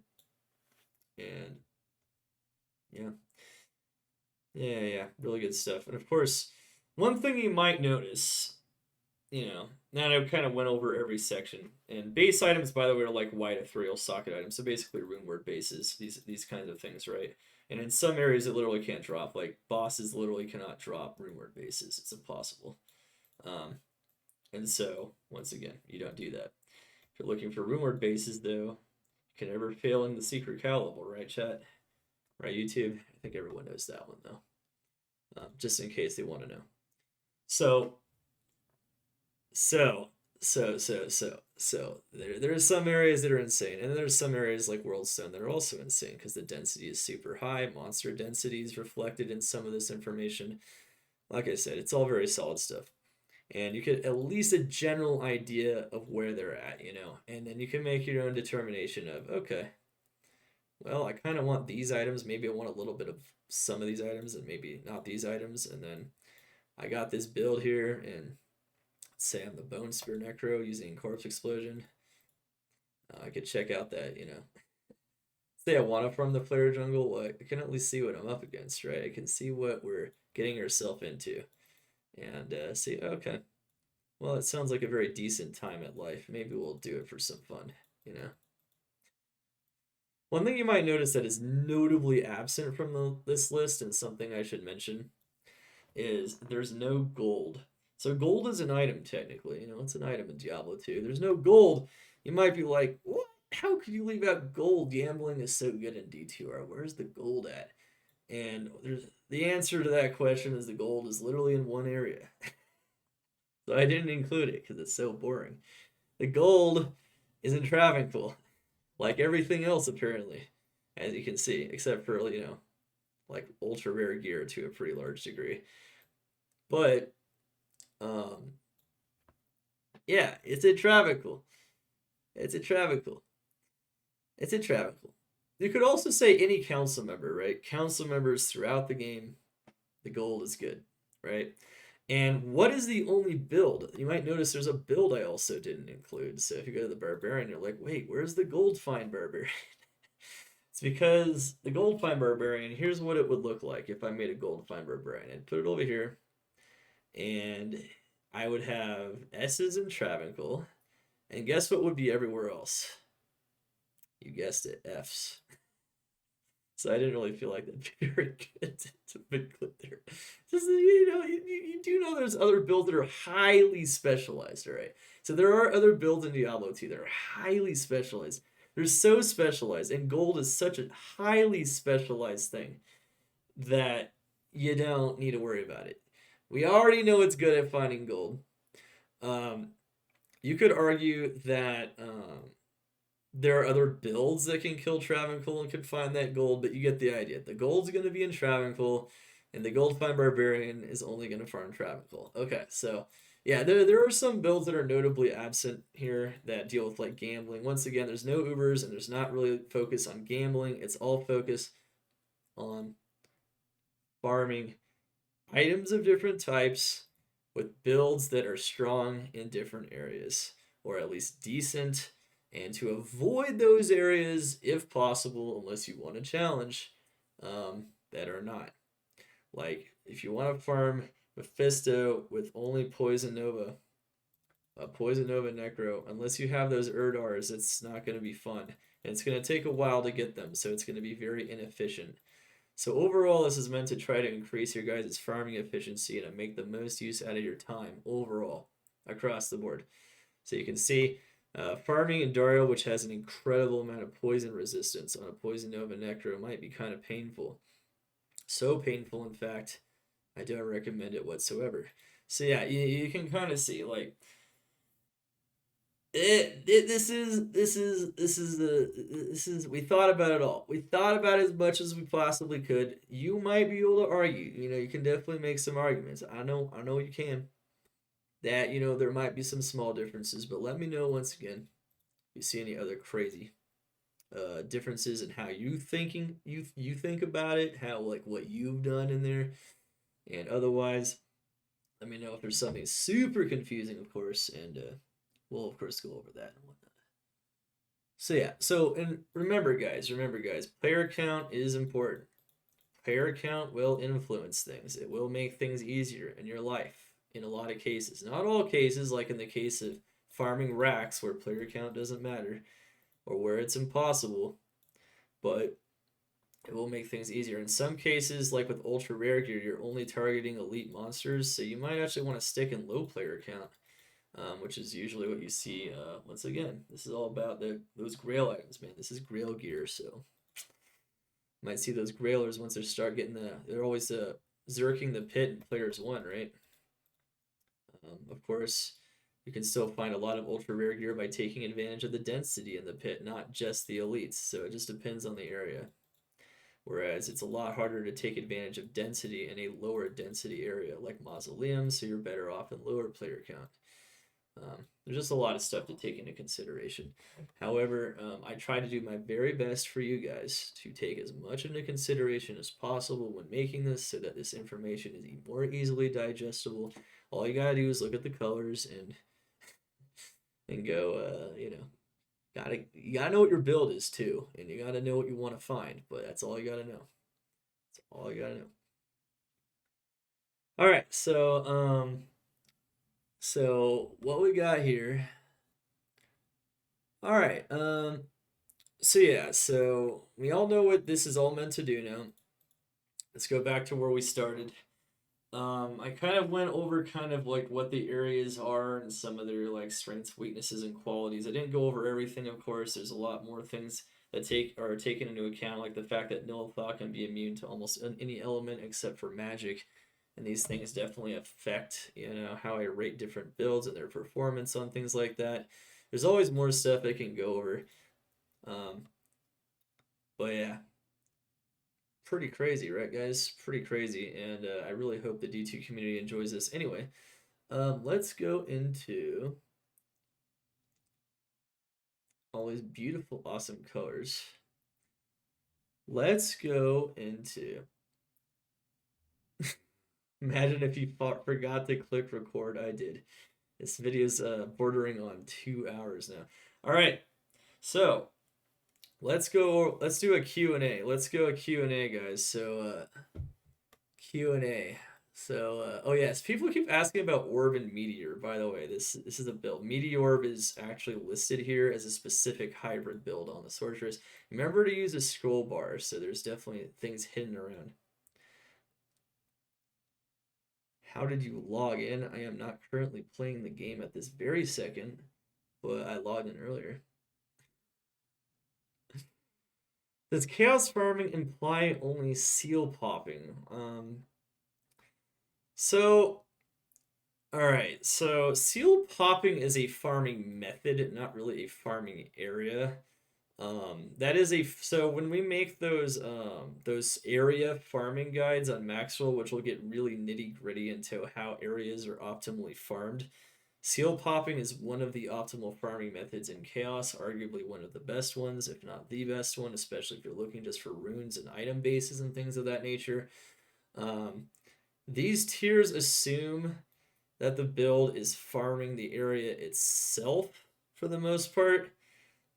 Seal popping really is just a matter of getting high mobility and popping seals and being able to kill the super uniques. Being able to kill the super uniques, though, is a factor in seal popping, though. So seal popping is somewhat reflected in these tiers, but it's hard to get it both ways. I mean, I could have like split this and said Chaos and Diablo farm versus like Chaos Diablo seal pop, but it's pretty similar no matter what I do. So there's not a lot of difference there. Um, there's not a lot of difference there. Not a lot of difference there. Um, so yeah, it's not quite that as much. That's a good. It is very fast, and it is better in higher player count. So one thing to note, let's go to the item types here for Chaos Diablo. Notice that Chaos Diablo never suffers very much, and it gets to an insanely efficient level when we're talking high player count for runes, and that includes seal popping, so charms and gems and things of that nature. And bases are also even solid at a very high player count with seal popping, so it just depends. Just depends. Seal popping is where you literally just like kill the super uniques, and before you pop the last seal, you teleport throughout chaos, and then you teleport back to the seal and refresh the monsters, and then they all drop loot, and then you go check the loot afterwards. No, no, there's nothing to note hardcore versus softcore. No, because build strengths are. This assumes if you're playing hardcore, this basically assumes you're using hardcore gear. So you're using like things like Storm Shield and whatnot versus other gear. In general, it's mostly this tier list is mostly reflecting how good the damage does, how efficient the build is. And in hardcore, all your efficiency goes down because your damage goes down, right? So the relative efficiency stays the same. So remember, this is a tier list. These are tier lists, so it's all relative. Everything is relative and a little subjective, but not exactly. It's all based on like times and efficiency and that thing like that. And of course, all based on like how well the build can actually kill shit in there and do things of that nature. Um, it's all relative. Everything is relative. So in hardcore and softcore, all that would happen is that just imagine the S and the F. All you're doing is taking the stack of tiers in the softcore and you're dropping them down a few levels. That's all you're doing. Because in hardcore, you lose efficiency because you lose MF. You have to stack defensive gear. You lose damage. You lose some of that stuff, but it's lost for every build in hardcore, every single build. So there's no differences in terms of how you would relatively rate the build versus another. You just lose it. Everything is relative to another. So you can compare them all across each other in softcore or all across each other in hardcore, and it doesn't matter. It doesn't matter. That is an irrelevant thing. But that is a good question whether or not hardcore or softcore is relevant. Do I have a degree? Yes, I have a degree in psychology. I'm clearly using it in the best manner possible. Going insane, writing insane tier lists. Um, yeah, so we have a comment from the chat that mentions that, some of these other areas are actually quite interesting. Like, like Talrosh's tombs and Flared Jungle, and they're actually very efficient potentially, and they're not common. So if you want to try something fresh and new, it's a good way to at least understand. Like these areas might not be the strongest areas. You'll notice that some of these areas have like one or two S tiers throughout every single build, because they're not great areas in general. Like one good example is the Druid here, and how the Druid has, let's see, yeah, Fissure Druid, right? So this is a guide I'm actually currently writing on Maxwell, aka the Fire Druid. So he is actually surprisingly very strong in a lot of areas, especially like Hell Cows. But one of his strongest areas is Talrosh's Tombs because he really takes advantage of the crazy density in there. And with Infinity and Phoenix and Ravenlore, he can tear it up in there, no problem. And you can find lots of runes in there. High runes aren't going to be much of a problem in there, etc. Um, but the area itself isn't very strong because if you go to like item types, you'll notice once again, you'll notice it's not strong for a lot of builds, period, because it can be challenging immunity wise. But if you like also look at this, you could be like, oh, well, Talrosh's Tombs is decent in a lot of ways. It can be strong in some ways as well, but in compared to some of these other areas overall, like Chaos, for instance, or Travancore, it's not going to have this crazy rating on it, right? So, I mean, just do what you want, though, at the end of the day. This is just kind of an evaluation, is what this is. It's a evaluative spreadsheet. How is a pure smiter high gear worse than low gear for Endaro? So, we actually went over this already, but I'll answer it again because it's so important to understand. It's not necessarily that the build can't kill it as badly. It's that if you have a well-geared smiter, it's not really worth like messing with Indariel that much anymore. So like Indariel's much more Indariel tends to be, you'll notice this throughout the builds, tends to be a lot more attractive when you don't have as much gear. But her loot table is so restricted that once you have like high levels of gear, same thing with like Eldritch, right? Once you have high levels of gear, you should probably move on to, greener pastures.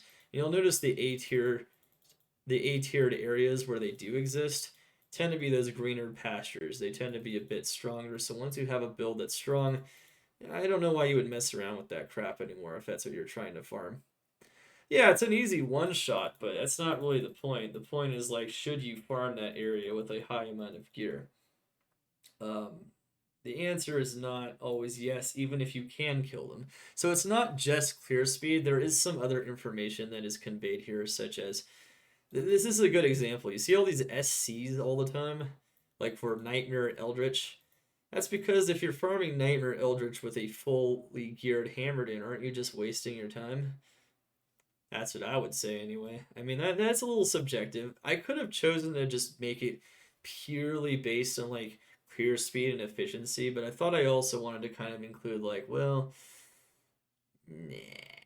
Whereas if you got like a weak build hammered in, it's like, well, yeah, sure, it's not good. It's gonna be easy. It's gonna be nice. You're gonna get that basic gear. You can find the Wiper Magi. Yeah, exactly. So like that is something that is conveyed here that might be a little confusing. I'll admit it's not super. That might be one of the least intuitive things. Is like, why do these low areas get worse with higher gear? And that's why. That's why, because they're not amazing anymore. It's not. Remember that it's comparing within the column. So if you stick to that, like, let's say you stick to either the low or the high column for like fire traps, we are comparing the areas between each other within the high column and between the low and high column and between different builds and between different areas. So we're trying to come up with like one overall number or a one overall letter that kind of takes all that information and collapses it into one rating, if that makes any sense. That's what we're trying to do. That's what we're trying to do. And it was tough to do, trust me. It's very tough to do. I had to think about how other builds perform in the area. I had to think about how it performs relative to the low one. I had to think about how like it performs relative to the other areas within its own grouping. Yes, yes, it's tough, but we did it. We did it. We made this, and it exists. And this is something that can be used to help out people, no matter what they're trying to do. As long as it's not, once again, Ubers or gold farming, which is gold farming is very intuitive, and Ubers, we got Uber tier lists and we have Uber build information on Maxroll, so we got enough of that. I actually wrote a lot of Uber variants myself, so Ubers are fun.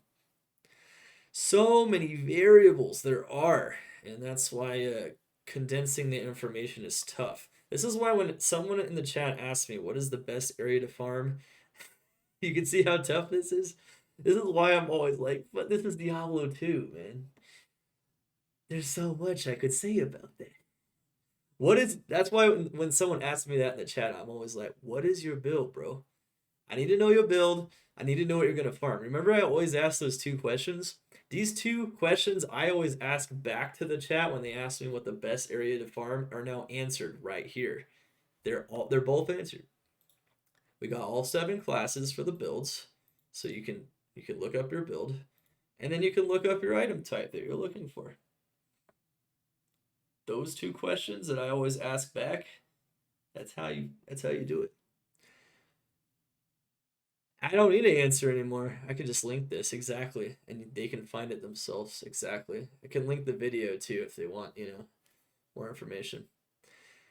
Beast mode melee zeal enchantress. So zeal sorceress. There we go. Bear zeal. It's pretty similar for both of these builds. They both do insane amounts of damage. They both are kind of awkward melee wise, but they're both insane amounts of damage. They don't have any key weaknesses. It's mostly just a fun build that's just fun, and it's kind of reflected in its general overall assessment. It's a fun build, and you can farm a lot of things decently. It's not an 8-hour video. What about a trap sim with infinity? Does that bump chaos to an S? So when I was trying to think of S tier builds, yes, we're making a YouTube video right now, Splar. So people asked me about like Light Sork at S tier, not S tier in Chaos. They also mentioned, let's see, Assassin, not S tier in Chaos. Yeah, so these areas have a ton of lightning resistance. And on top of that, for an assassin that has multiple sources of damage, there's also a ton of fire resistance or immunity, which makes it tough to use Corpse Explosion and Fire Blast. So a lot of the DPS is lost on an assassin in here, and it makes it maybe at least it touches it a bit down. Like if you think about it, we're trying to compare this, a trap assassin, to potentially like a Lightning Fury Amazon with Infinity, which just absolutely shreds everything, or like a Hammered in, I mean that's tough, bro. That's tough. That's tough, but I did the best I could. I mean, you could definitely argue for minuses and pluses and just put those minuses and pluses in your head, and it's gonna be good stuff. Like like it might be A plus in the case of a lightning sorceress instead of just A, and then like an Amazon might be S minus because it clears a bit easier with the high density and whatnot. And yeah, you can kind of make these general determinants. Hammered in Chaos is S plus. Yeah, I mean it's literally the House of Hammers. I mean, Simon in our group found, we call it Simon's House of Hammers. That's what we were calling it. That's what it is. It's the House of Hammers. It would be S plus 100%. And some of these S's don't really reflect just how S it really is, because there's some S's that are like towards the lower end of the spectrum. They're still very, very strong, but it's not quite up to that level, right? And then like I said, I kind of decided against the sub tiers because I felt like I don't know. I want to be as honest as possible. I can't always evaluate things down to that micro level, so it's kind of tough. And also, it might start to complicate things.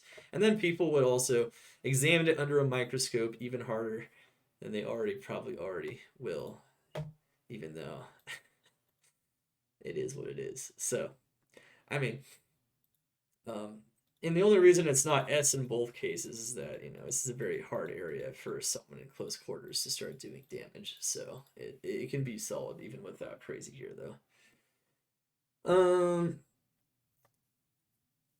right. You put a lot of work into this. Wow, yeah, dude, we put a lot of work into this for sure. What is the best place to farm keys? Well, see, once again, kind of like with gold, keys can only drop really in one area. Gold is also just council members, so are we allowed to download this? Yeah, exclamation D2R farming tiers. How would a fire druid do in the hell maggot lair? Well, you can look it up yourself, man. You would go, let's do an example. Someone in the chat just asked for an example. How would the fire druid do in the hell maggot lair? Let's take a look at it. Ooh, that's not great. And one of the reasons it's not great, even though fire damage tends to do pretty well in here, is that um, it's close. The narrow passages just make it kind of rough in here, and all you have is like Firestorm and Armageddon besides Fissure, and Fissure doesn't kill things very easily in those narrow passages.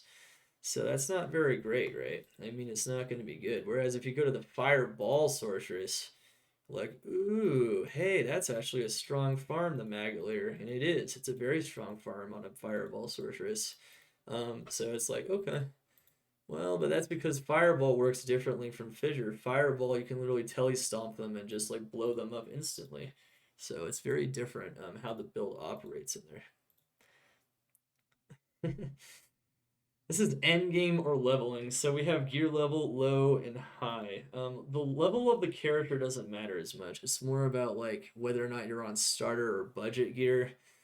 Most of it's budget, but like starter gear for builds that operate on a starter level, and then we're talking like we're pretty close to like what you would consider to be pretty top end stuff, like stuff that you would actually want on a max level build. Like on a Wind Druid, you got that 5 NATO, you got that Enigma, stuff like that.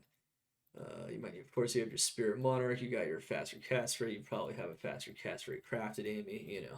And then you're on the low end. It's like, well, we got our Spirit Monarch still. We might be using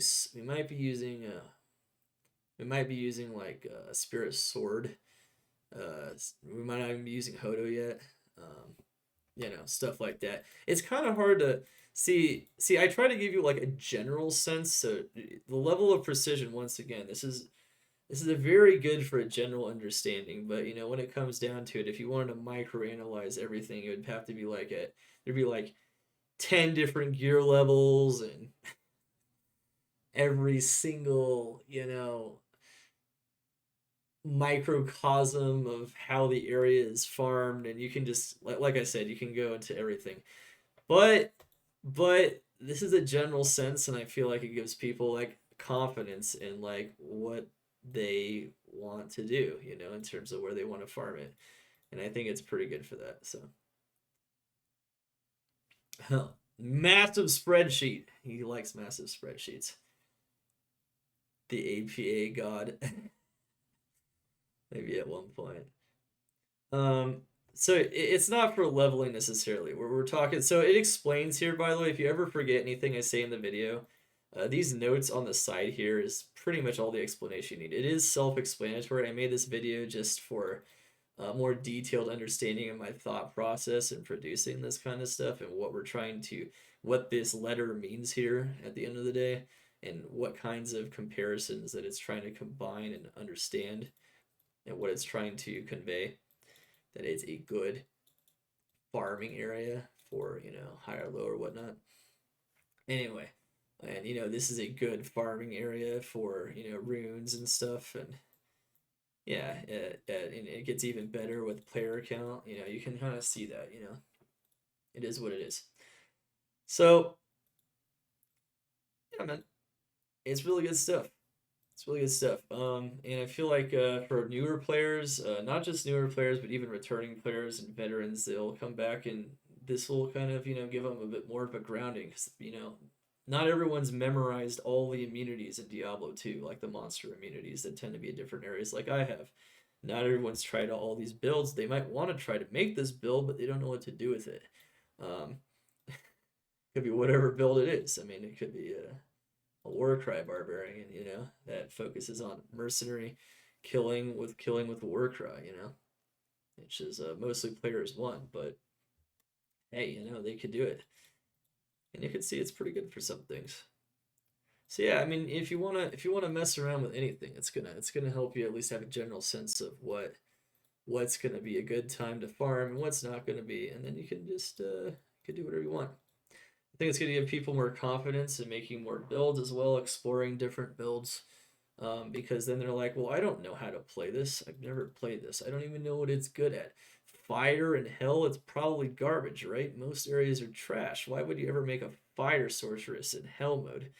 And then you look at this and you're like, wait, is this actually a strong area? Maggot layer? Let's try it out. And then you just pop the elites in there, no problem. And you're like, oh, hey, we can find ultra rare items in there, no problem. If I go to the item types, Maggot layer actually does pretty good in the ultra rare category because it's a very high level area. So it's like, all right, sweet. Maybe we can go pop some of those up. Oh wow, I didn't realize that Dario melts in one shot from that. That's not cool. That's pretty good. Or you know, I didn't realize that fire killing Nilithok isn't that bad either. Interesting. Oh, Flare Jungle's a breeze, you know. Arcane, you just, as long as you focus on the ghosts, I mean, you can even do it with a budget build. And I made a video guide on that, even demoing that. So a lot of people don't even know what you can do with fire. It's like, oh, huh, interesting. It's like, all right. So yeah, you should add to your citation list. This is so cool, bro. It took forever. It took forever. But alas, you know, I know there's gonna be more questions. I do want more comments. I do want feedback actually in the comments and things like that. It's gonna be good. Um, so remember, the best way to use this tool. Can you explain why nightmare areas are still listed for high gear?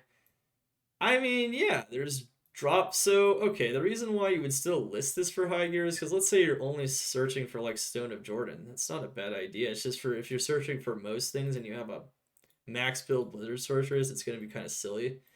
Um, yeah, so that's why we still have these areas listed for high gear. I mean, the efficiency goes down overall in terms of farming things you can farm with a fully build character of that kind, but it still can be farmed. You can still do it if you want to, and there's still like certain optimal loot tables that make finding certain items better than others. We kind of explained this when we went over item types, but this disclaimer here is very important. Many areas have restrictions limiting the exact items that drop there. That also means by the way, that they also have restrictions that make it to where certain items are favored because there's other stuff that's not in the loot table. And that includes for Nightmare as well. So it's not. I listed the strong Nightmare areas because they're strong for farming Nightmare. If you want to farm Nightmare, these are the areas you want to hit up. All the areas that are listed here are all strong in one way or another. The other areas might have so many problems, or they might be so inefficient in most cases that they're not really worth it. Like you don't want to farm the Den of Evil, for instance. There's just so many other areas in the game that you just don't want to farm because they're not good, and it's just going to be a painful experience or a very weak experience. Looking for anything that's of any value, it's gonna take forever. But yeah, that's really what it comes down to, though. Yeah, Nightmare Cows is very good until you get geared up. Absolutely, absolutely. Matter of fact, I mean, you can see this. Look how strong Nightmare Cows is on Charms, Gems, and Jewels. If you don't have Charms yet, and you're trying to enter Hell and trying to get resistances, how do you do it? Well, you farm Charms, Gems, and Jewels from Nightmare Cows. And see, this information is kind of conveyed here in all kinds of ways. But yeah, I mean, you can pour over this and just learn so much about the game. Like that's all you got to do is just check out these tiers, man. Just look at what it's good at doing. It's like, huh, well, I didn't know that either. Smash that one. Smash that. And you look at the Paladin, most of the time, Nightmare Cows is a good time. Nightmare Cows is usually going to be a good time early on because it's really good for gearing. Really good for gearing up, it's true. Unless you're on a Barbarian, and then it's kind of painful. But, like, it just depends on. I mean, there are exceptions, of course, right? There are exceptions, but it's important to know the exceptions, which is why we have them there. You love Maggot Leader on your Fireball Sorc. It's so easy. Yeah, so Fireball Sorceress, as you can see, once again, S tier with high level, and even A tier with... Now, you don't need much gear, actually, to farm this. All you need is basic gear, and there's no fire immunities in the Maggot Leader, so... Yeah, Maggot Leader is also a very high level area, so there's a reason it's here. It's because it has enough power, and it has a unique immunity combination that makes fire pretty strong in there. Are they the overall best spots in the game? I mean, overall best spots is pretty subjective. The overall best spots in the game, you can kind of figure that out yourself, and it seems like you did as you already did.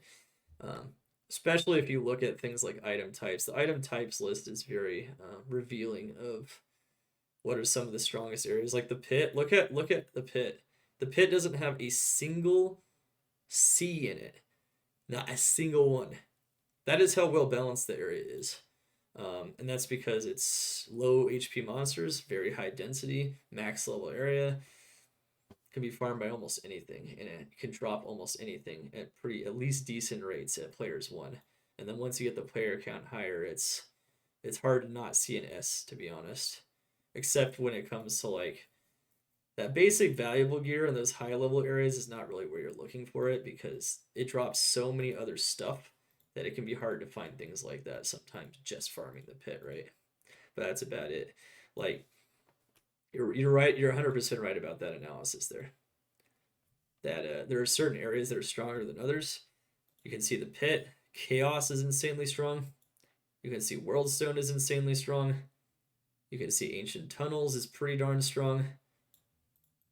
Yeah, you can see that stuff, and it's pretty apparent. It's pretty apparent, and it's apparent what the very strongest areas are and everything else. But once again, it depends on your build. So the way to use this is to look up your build, kind of gauge. All right, where am I at in the game? Did I just get into hell? Am I not even in hell yet? Am I wearing crap? But am I able to do damage still? Is it at least usable gear that's advised on the max roll guides for starting out or having budget builds? All right, good. We're in the low section. Are we in the high section, or are we like close to like what is what you would want ideally for an optimal build? on that carrot, on that, then we're probably closer to the high one. And then you just take a look down here and just go, all right, let's look at what areas we're strong at, which ones we're weak at, and then let's think about like what we want to farm. So, like let's say that, oh, we're strong at Bill and Worldstone. Interesting. Let's see what kind of items they tend to drop pretty well. Oh yeah, I do want some of those. Hey, runes are pretty good in there. All right, not bad. So they can drop all kinds of things I'm looking for at a pretty decent rate, very strong rate, just because there's so much density in there.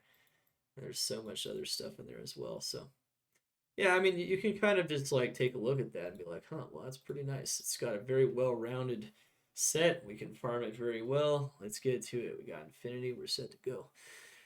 And that's how you want to use it. You want to go from your build to item types, and you want to kind of just figure out like what you're trying to farm, and you want to figure out what your build is, and then of course you want to figure out kind of mentally gauge kind of where you're at in your gear. You could be somewhere in between as well. Like you could be there is a theoretical in between, right? There is an in between, and at the in between level, it's probably the truth is probably somewhere in between, right? So that's usually how that works. Certain items like have massive impacts, like infinity, which is really what gets you to that low to that high level on Javazon, right? That's the one item I can think of off the top of my head that really gets you to that next level. Or Griffins really gets you to that next level. Once you're there, once you have that item, everything changes, and like things can change massively. Once you have infinity and you have Griffins, you go from a C to an S in chaos. Like, I mean, it's there's massive differences. You got that T strokes on, you got everything else. Sometimes it's a big difference. Yeah, you got a Barunin AT. Oh yeah, oh yeah, 100%. And even if I don't recommend something like searching specifically or target farming in a certain area for an item, like let's see where AT is at. AT for runes. Yeah, so in players one, you're not gonna find that many high runes in AT in players one. You're not, but it's okay. I mean, yellow is okay farming area, right? Like you could farm for runes in there. It's just not gonna be as good as other things you can do in players one if you're looking for runes. You can still find the high runes in there though, absolutely. So it's just a relative strength is what it is. And even the trash ones, you can find the items as long as it's not F. If it's F, you literally can't find it. So don't attempt. And some people don't know can't find certain items from certain things. So it's good to make that known that you literally can't find those there. And it's just impossible because that's not how the game's designed. Is Travancore not good for players one? It is. It is. Remember, remember that A is still strong. If you're only looking at the S's, it might make you think that you only have to stick within the super optimal stuff. Not necessarily. Like things that are A are still a very strong area. So in players one, you'll notice here players 1 to 2, which is players one solo gameplay. If you look at Travancore, well, I don't see it being that bad, do you? I don't see it. In players one, Travancore is one of the strongest players one areas overall. It's got great performance in players one compared to other areas in players one. And that's because it does. It's got amazing loot tables in players one, and even without the drop tables, they just drop so many items. So yeah, it's actually got one of the best players one performances, and you can kind of see that there. A lot of people like Travancore for Zerker Barb in players one because of fine item. Is it really B tier? Um, that's because relative to other builds, Zerk Barb can be a bit of a struggle, whereas like using like Whirlwind would be a lot better, for instance. So if I go to, I mean it's decent, but you have to kind of like hack away at them. So you have to hack away at them, and then hork them. That's one of those things that's like arguable A tier though. The only problem is though, is like there's so much better otherwise. This is one of those situations though where I can actually like review this though. Like if you guys like once again, like this isn't beta, I could re-review this and think about, all right, is this really I mean it could be. It could be. Without gear, though, it's really rough on barbarians. Like, when you have low-level gear in Travancore, it's really rough. And then there's builds that just perform better in Travancore, period. But we also have to compare these builds to other builds, right? So Whirlwind and Frenzy versus, like, you know, other builds. Like, builds that just absolutely wreck Travancore. But then again, maybe they do compare because of find items. So, I don't know. I could there are some arguments that I could put AS here actually, and I could keep that about it. I don't know. I have re-reviewed things many times, but at the same time there are some arguments for that, so I could still make some small modifications here, depending on depending on what people think about some of these things. Right, right. And Horking definitely makes it really strong. So maybe that's something that I need to refactor into the trap power level. I think maybe I was too focused on kill speed maybe in some ways. See, there's a lot of things to focus on. So, I could update that. That might actually get updated like before I can update it at any time, so it's fun. Yeah, there's definitely very small changes that we could make here and there to maybe reflect a little bit more power there. Is it best to focus on one or two areas on players one? I do full clears as a maxed out light sorceress pretty quickly. Also, I feel like I find best stuff when I take my time to clear everything.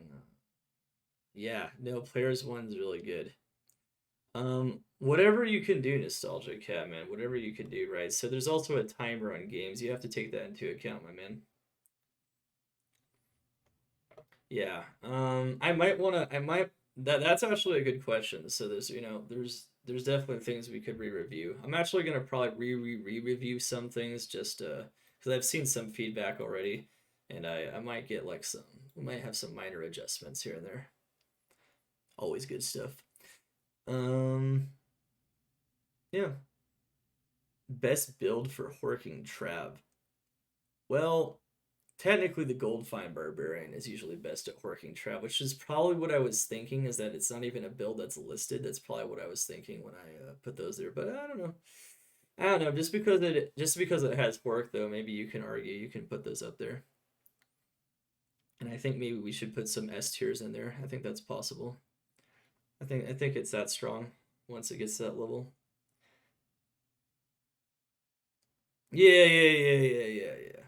Well, no, Berserk's amazing. Berserk is actually the strongest barbarian build, which is why it's listed first. I try to list the more prominent builds in the beginning, um, because it literally focuses on finding those ultra rare grail items and targeting elites and whatnot.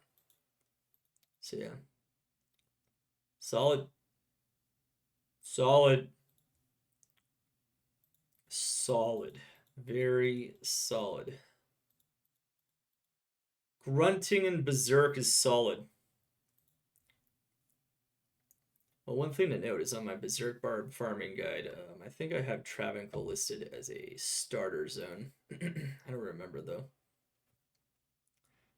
Yeah, absolutely. All right, do we have any more questions about the D2R build item farming area tier list? This is our official send off, so hope you guys learned everything you can from the explanations we gave here. We're not going to go over, of course, every single build. We gave lots of examples, though, as to how it operates.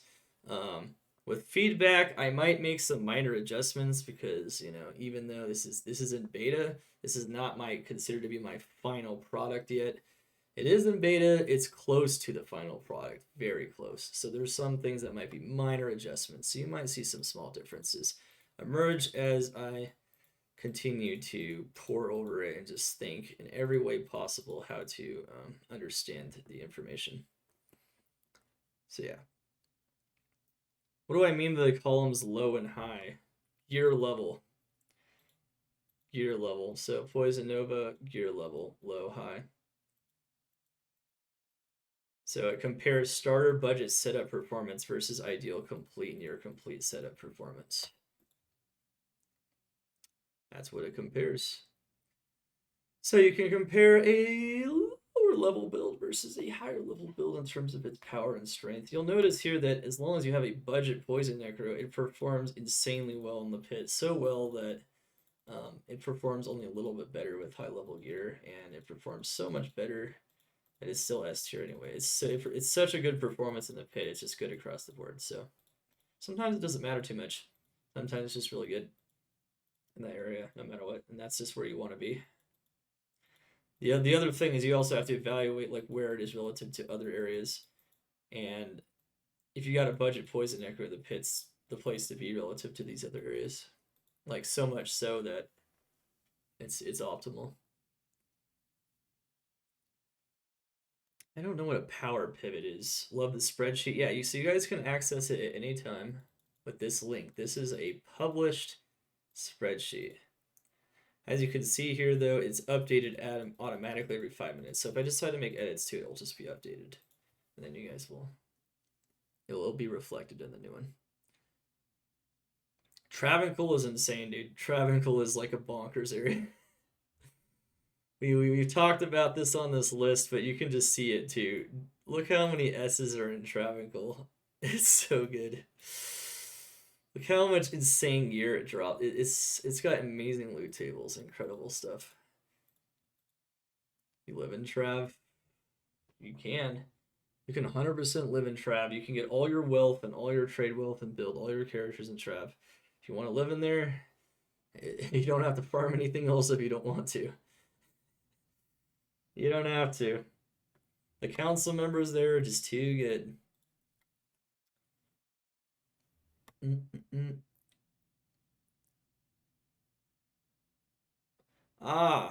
not sure about that actually. I'm not sure about that. I know that we're looking to port this onto Maxwell with filtering and whatnot and things like that because they have a lot more tools and they know more about how to do those things.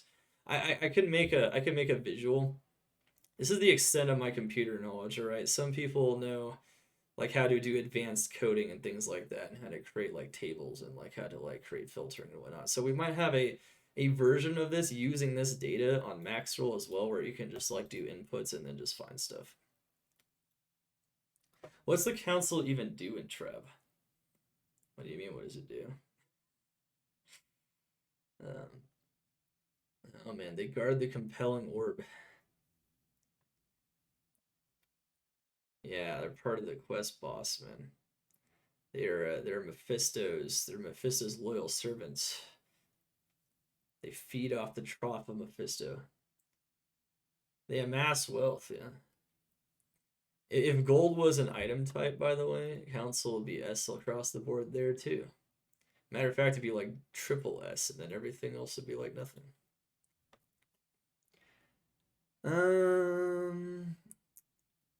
No, they cannot. So, once again,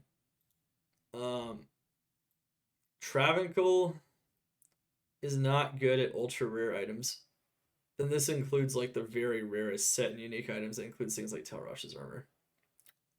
So you'll notice it's not very good. As a matter of fact, I think I might even downgrade it from this point. I might just make it D across the board because there are some very select cases of ultra rares you can find there, but it's not a lot. So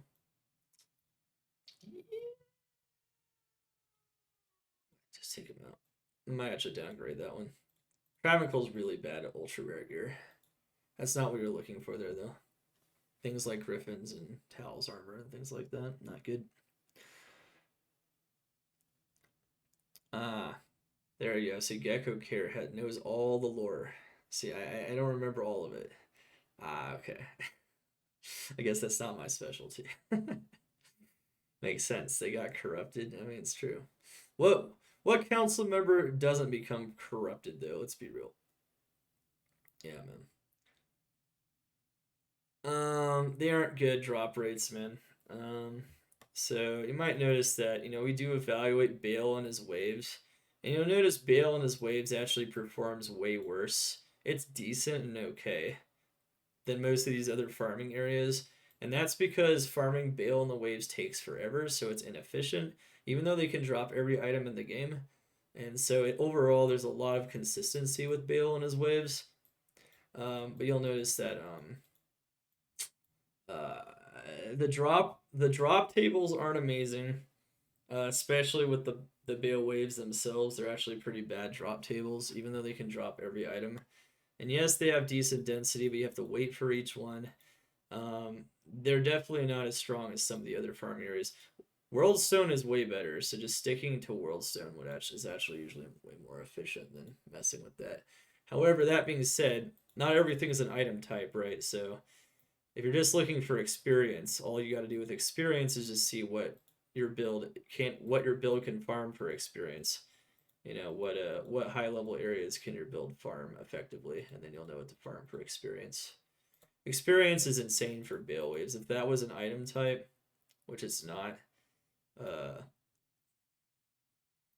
Bale would do very well there, obviously. All right. Well, we're giving it to you guys. We're giving it to you guys. We're giving it up. All right. I think that's I think we're gonna call an end to this question and answer session. That was a pretty large question and answer session. Um, of course, you guys are free to give me all manners of feedback you can. Um, and yeah, I hope this tool helps you understand the good, the decent, and the bad farming situations for your build and what you're looking, depending on how you're looking for, and what are the bad farming areas, the good farming areas, and decent farming areas for different items. And we will, there might be some small edits to it, especially in the coming days as I compile some additional information from the community. Might not be a lot, to be honest. There's probably not a lot to edit that's going to be super impactful. Might do some very small edits though, just to make for a bit more clarity. And that's about it. Like very small, like one tier up, one tier down kind of stuff. And yeah, I mean, yeah, it is what it is. And yeah, hope that helps you guys out in that. Maxwell may launch this as a tool soon. This kind of data as a tool that you can use. The best farming area tool. It's coming. And yeah, it could be very good stuff. Check for the timestamps and the yeah, so check for the timestamps and the link for this web resource for this tier list. Check for it in the description below the video. Check for it in the first pinned comment as well. This link will be there. It will also always be in my exclamation D2R farming tiers command on my stream. Of course, we'll also have it listed below as well, and it could be in a lot of other areas as well. It's going to be pretty cool and awesome. Project Diablo 2, I guess I'll answer one more question real quick. Yeah, so Project Diablo 2, which I am going to be playing season 4, I'm going to make a build tier farming list. But what you're probably wondering is that in PD2 there's a lot more viable farming areas and there's also maps and stuff. Oh man, PD2 there's a lot more you can go into because there's maps in PD2. There's I kind of did that for maps to a degree, but I'm mostly focusing on overall build strength in the mid and late game and kind of sticking to that for now. Uh, the amount of craziness you could get into with PD2 with even more builds that are viable. Like I'd have to expand some of these sections out to like 10 in every case with PD2 because there's so many viable builds. And there's more viable areas. There's oh man. Oh, it is great for sure. And I love making content for PD2 and I love getting into it, but man, imagine making something like this for PD2. That um sounds like a disaster. Hey, thank you, Blood Doll. Is it good or not? Well, just check this out, man. Do I say it's good in Players 1 Arcane for farming runes? Yeah, it's still strong, but it's a lot stronger when you get player count. It's a lot stronger. So yeah, I mean, it's still a rune farming area, right? Which is still gonna make it strong by default. It's just that it starts to go up, whole tiers once you get that player count where you actually want it. which is above players 1. So it's going to be a lot stronger. Is it worth doing? I mean, anything that says it's strong could be worth doing. It's just whatever you have available to you as well. So player count is also a matter of availability. So is gear, right? It's what gear you actually have at the time. Um, these are things you have to determine for yourself, is like where you're at, what you're capable of doing. It says right here, all farming areas are in hell difficulty unless stated otherwise. So stated otherwise means Nightmare Mephisto. So if it says Nightmare instead of Hell, in some cases I distinguish between Nightmare and Hell just to make it more clear which one it is. But all the other areas are Hell no matter what. Yeah, so there, if you want to read if you ever want to re-review the basic information, it's on the left-hand side. Like I said, you guys can navigate it yourself without knowing too much. But of course, I wanted to give you guys my internal thought processes when making these tiers to help people, so that you guys understand that I'm not just making shit up, basically. That you can understand that this is coming from a place of knowledge and understanding. Where you could find an exclamation at D2R farming tiers. There you go. Yeah, so I'm not making shit up. It's just a lot of experience goes into this, and a lot of comparison and a lot of information. That being said, there's definitely some things that I've thought of that I've actually already thought of a couple of things I might want to re-review. Some very small changes. That really don't. They're not even going to change anything that I went over at all. But yeah, anyway. Yeah, good stuff. Yeah, do you have friends to raise player count? Can you enter? Remember, by the way, when you guys are farming, remember, you can join public games. It might be annoying to them, but they get more experience in their chaos or bail runs or whatever they're doing, or if they're trading in the game. You can use those games to get your player count up. You can enter public games. So if you're on Battle.net, you're not trapped on players 100%. You don't have to only do players 1. Or you don't have to necessarily buy 3 copies of the game and have 3 different machines running each copy of the game. Don't have to. There are other ways, but that being said, there are ways to get players count up on Battle.net, and no, I mean, it depends on what you're comfortable with, of course, but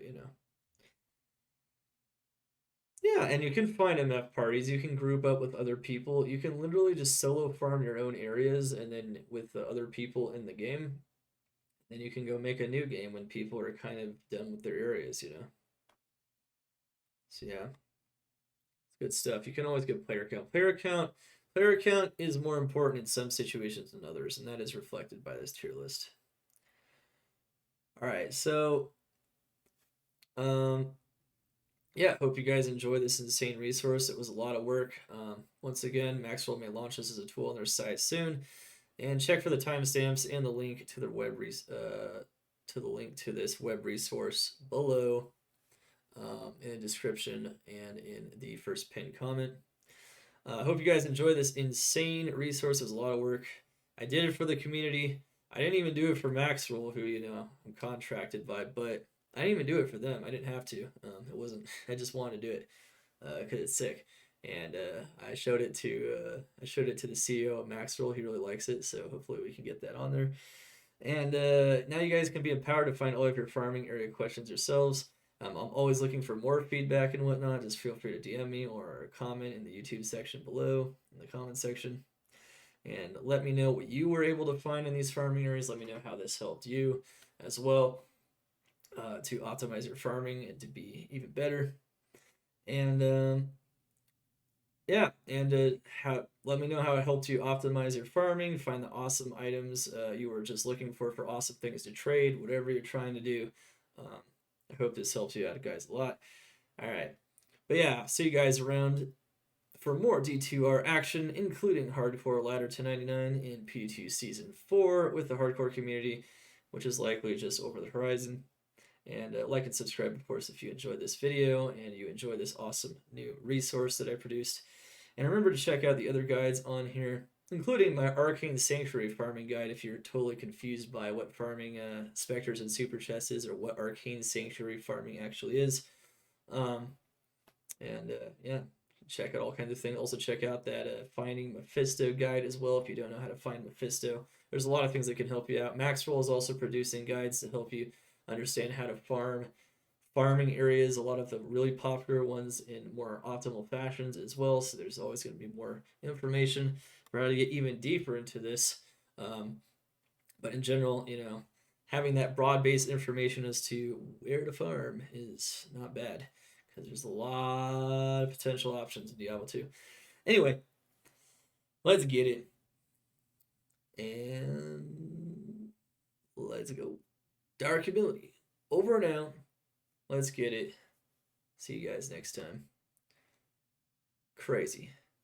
Oh yeah, also rate how crazy I am from a scale of 1 to 10. If you've actually seen this just for making something like this, I don't think anything like this exists anywhere else. Let me know how crazy you think I am.